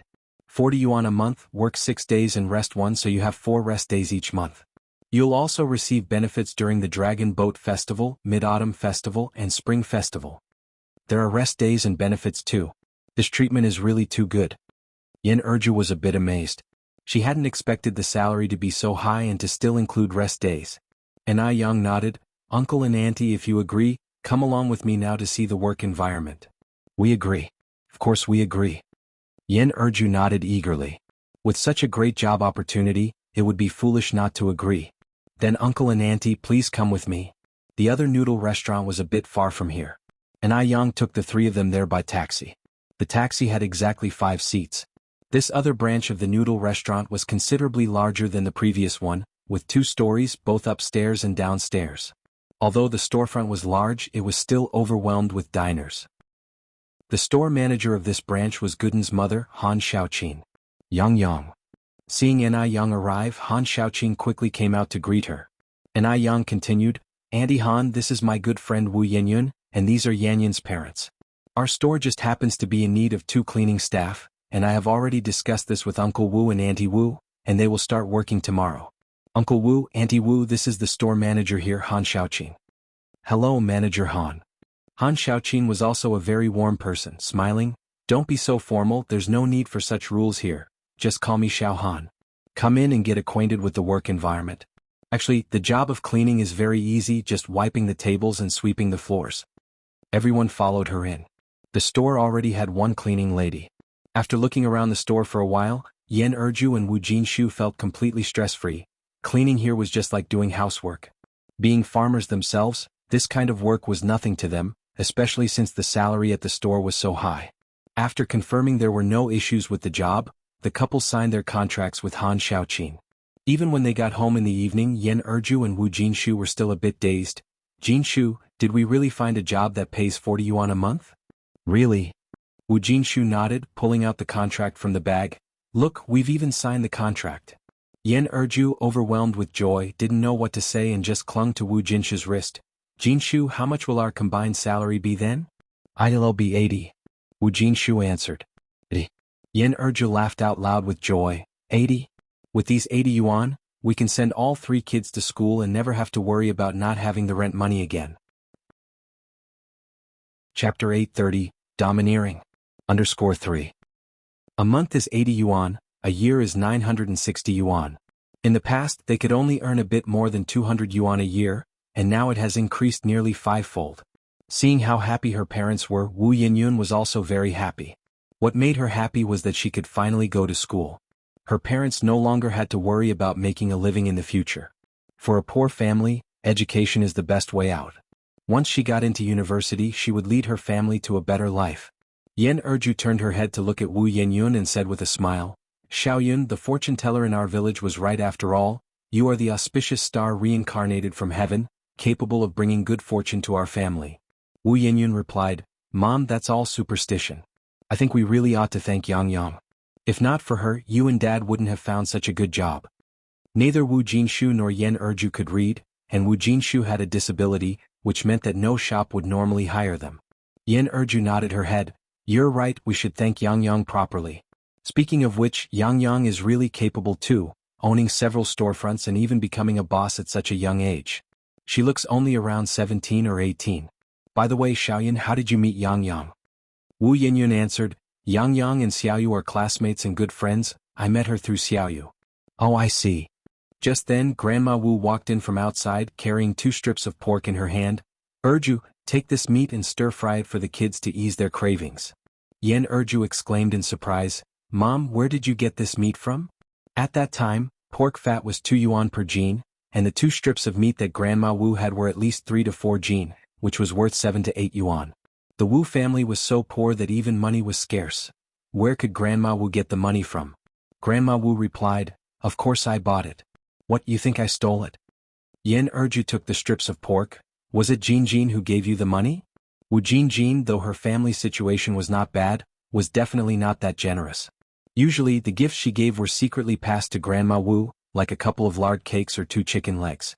Grandma Wu gave Yan Erju a glance. It's my own money. What's the matter? You don't allow this old woman to have some private savings. No, that's not what I meant. Yan Erju quickly shook her head, then said to Wu Yinyun, Xiaoyun, let's go cook in the kitchen. Okay. Wu Yinyun nodded her head and followed Yan Erju's footsteps. After the mother and daughter left, Wu Jinshu said to Grandma Wu with a smile, Mom, I've got some good news for you. What good news? Asked Grandma Wu. Wu Jinshu replied, Yinyun helped Erju and me find new jobs at the noodle restaurant, cleaning for 40 yuan a month. We get 4 days off each month and there are benefits during the holidays too. Under normal circumstances, Grandma Wu would have been delighted to hear this. But today she showed little reaction. After all, she had seen a bit of the world by now. Grandma Wu said, 40 yuan a month, what's that? Put together you 2 merely earn 80 yuan. Over 12 months, that's only 960 yuan. At this rate, when will you be able to buy a 2-story house with a yard in Beijing? The Wu family alone gave 3,000 yuan as a bride price, which could let Wu Jinshu and Yan Erju work for 3 years. Not to mention, it included a 2-story house. Wu Jinshu did not expect this reaction from Grandma Wu. Mom, when did you get so extravagant? You're even looking down on 40 yuan? Keep in mind, I used to earn just a few cents per day working on the construction site. Grandma Wu glanced at Wu Jinshu. That was then, this is now. I've done my research. In Beijing, building a two-story house costs at least 20,000 yuan. Those 20,000 yuan, even if both of you didn't eat or drink, would take 20 years to save. After those 20 years you would both be old and the kids wouldn't need spouses anymore. Wu Jinshu laughed. Money is earned gradually, don't worry. At that moment, Wu Jinshu suddenly remembered something Ni Yang had said in the afternoon, and continued, good days are created from bad ones. I believe that our family's life will keep getting better. Grandma Wu snorted, without me in this house, you can forget about the days ever getting better. With that, she turned around and headed inside the house. Chapter 831, Domineering. _4. Wu Jinshu scratched his head in confusion. Why did he feel like there was more to his mom's words? It was so strange. However, Wu Jinshu's confusion was soon diluted by the braised pork yen erju served up. Now that the couple had new jobs, their life was looking up. They enjoyed the meal with a sense of ease and deep satisfaction. As evening fell, Ni Yang returned to the Zheng family home. The Zheng patriarch and matriarch were at home, taking care of little Ni Yun. Grandpa and Grandma, where are my dad and mom? Ni Yang walked in and not seeing Ni Tsuehua or Shengguan Dehui, asked curiously. Their parents went to the orphanage and have not come back yet, Mrs. Zheng said. Only then did Ni Yang remember that Ni Tsuehua would go to the orphanage every Wednesday with Shengguan Dehui to bring clothes and food, and to spend time chatting and playing games with the children. Ni Tsuehua rarely spoke of it, but in fact she had never forgotten those 3 abandoned daughters. She filed a report at the police station and provided a blood sample, hoping that one day she could find those 3 poor children. Going to the orphanage was also a way to accumulate blessings for those 3 children. Ni Yang nodded her head. Just at this moment, Zheng Suyu suddenly rushed down from upstairs yelling, there's a ghost trying to kill me. Sister, save me. Even though she was clearly insane, she still recognized Mrs. Zheng and hid behind her. Don't be afraid, Suyu, don't be afraid, Mrs. Zheng said as she protected Zheng Suyu behind her. There are no ghosts in this world. There are ghosts. Really there are, Zheng Suyu said looking around in terror. Look there, that's a ghost. That too. They're all ghosts. All of them are ghosts. Not a single good person. Madam, don't be afraid. Shall I help you fight off the ghosts? Ni Yang walked over to Zheng Suyu and casually took her hand. No, no. Zheng Suyu shook her head frantically. You're a ghost too. You all are. Don't harm me. Don't harm me. I didn't see anything. Zheng Suyu's condition was getting worse by the day, to the point where even when Ni Yang placed a golden needle in her Laogong acupoint, it had no effect. Ni Yang narrowed her eyes slightly, capturing Zheng Suyu's last sentence accurately. She looked up at Zheng Suyu. You saw something, I know you did. What did you see? I didn't see anything, I didn't see anything. Zheng Suyu said in agony, clutching her head, becoming increasingly panicked. There seemed to be nothing in front of her, yet she acted as if she were staring into a bottomless hell. I didn't see anything. Don't harm me. Watching Zheng Suyu's condition deteriorate, Ni Yang swiftly knocked Zheng Suyu out with a chop of her hand. Mrs. Zheng was startled. Yang, what are you doing? Ni Yang continued, it's okay, Grandma, don't worry, I'll take Madam upstairs to rest now. There were certain things that Ni Yang could not discuss directly with Mrs. Zheng, not because she distrusted Mrs. Zheng but others. So, some things it was better if she kept to herself. Thus, Mrs. Zheng looked on as Ni Yang carried Zheng Suyu on her back and headed upstairs. Such strength. Mrs. Zheng watched, flabbergasted. Little Ni Yun clapped and laughed. Sister is so powerful. After bringing Zheng Suyu upstairs and covering her with a blanket on the bed, Ni Yang realized that Zheng Suyu's hysteria was becoming more severe. She needed to figure out the 13 ghost gates acupuncture technique soon. Judging by what Zheng Suyu had said today, she most definitely knew some secret. The next day, Wu Jinshu and his wife Yen Erju went to work at the noodle restaurant. Both of them were honest people who greatly valued their jobs. They cleaned meticulously, never slacking even a bit, and they were friendly to boot. The other employees at the restaurant also took quite a liking to these 2 new colleagues. Wu Jinshu and Yen Erju used to settle for hard steamed buns they brought with them for lunch when they worked before, but now the restaurant not only provided free lunch but also a very generous one at that. There was a lunch menu posted in the restaurant. Although the couple couldn't read, other employees told them that Mondays and Thursdays were rice with 5 dishes plus soup, a balance of meats and vegetables. On Fridays and Saturdays there were beef and mutton stewed noodles, and on Sundays dumpling soup. Today being Thursday, there was an abundant spread of 5 dishes plus soup, including braised pork and seaweed egg soup, and there was plenty to go around, making sure everyone was well fed. After lunch, each person could even take an apple. The good working conditions meant that the employees were enthusiastic in their tasks. Chapter 832, Dominant. _5. So, in Ni Yang's noodle restaurant and milk tea shop, including other shops, there had never been a case of an employee resigning unless it was for an irresistible reason. This was also a main reason for Ni Yang's success. She never acted like a blood-sucking capitalist. Days passed by peacefully for 2 days. On the third day, Wu Jinjin found Grandma Wu. "Mom, Wu Chang's mom came to see me yesterday." Grandma Wu was shaking out new clothes she had bought for Wu Jinshu and her 2 grandsons. What did she want? Wu Jinjin, speechless, said, "You did take 3,000 yuan from her. What do you think she wants? Who takes money and doesn't do anything?" Only then did Grandma Wu remember that she had arranged a marriage for Wu Yenyun and had taken 3,000 yuan from them. Right, if you didn't mention it, I would have almost forgotten about this matter. She had been too happy these past few days. Wu Jinjin continued, "Have you told my brother and sister-in-law about this?" "Not yet." Grandma Wu shook her head. Wu Jinjin became anxious. "Why haven't you said anything? Wu Chang's mom is eager to meet." Only then did Grandma Wu realize the urgency. "Jinjin, how do you think I should tell them?" Wu Jinjin said, "Just say it however. It needs to be said sooner or later, and it's not a big deal. Wu Chang's family gave us so much stuff. My brother and sister-in-law might be thrilled." Grandma Wu nodded. "Yes, you are right. What did Wu Chang's mom say? When does she want to visit?" Wu Jinjin continued, "The 18th of this month would be good." "The 18th of this month? There are only a few days left. Today is already the 15th. Grandma Wu said. Wu Jinjin smilingly said, "After all, Wu Chang is also getting on in age and his mom is anxious to have grandchildren. It's normal for her to be a bit anxious." Grandma Wu nodded. Today, since the couple was not working after Wu Jinjin left, Grandma Wu took out the new clothes she had bought for the 2 children and Wu Jinshu. "Jinshu, these are for you and the kids." Wu Jinshu was surprised. "Mom, did you buy these for me?" Grandma Wu nodded. Yan Erju was even more puzzled. Where did Grandma Wu get so much private money from? But as a daughter-in-law, it wasn't appropriate for her to ask directly. Seeing the new clothes, the 2 children were ecstatic. Wu Jinshu continued, "Mom, did you really buy these? The fabric looks quite good. These must have cost a good amount of money, right?" Grandma Wu didn't directly answer Wu Jinshu's question but instead said, "Try them on and see if they fit." Wu Jinshu put the clothes on the table. "Mom, tell me honestly what's going on with these clothes? Otherwise I won't try them on." "I bought them with private money," Grandma Wu said.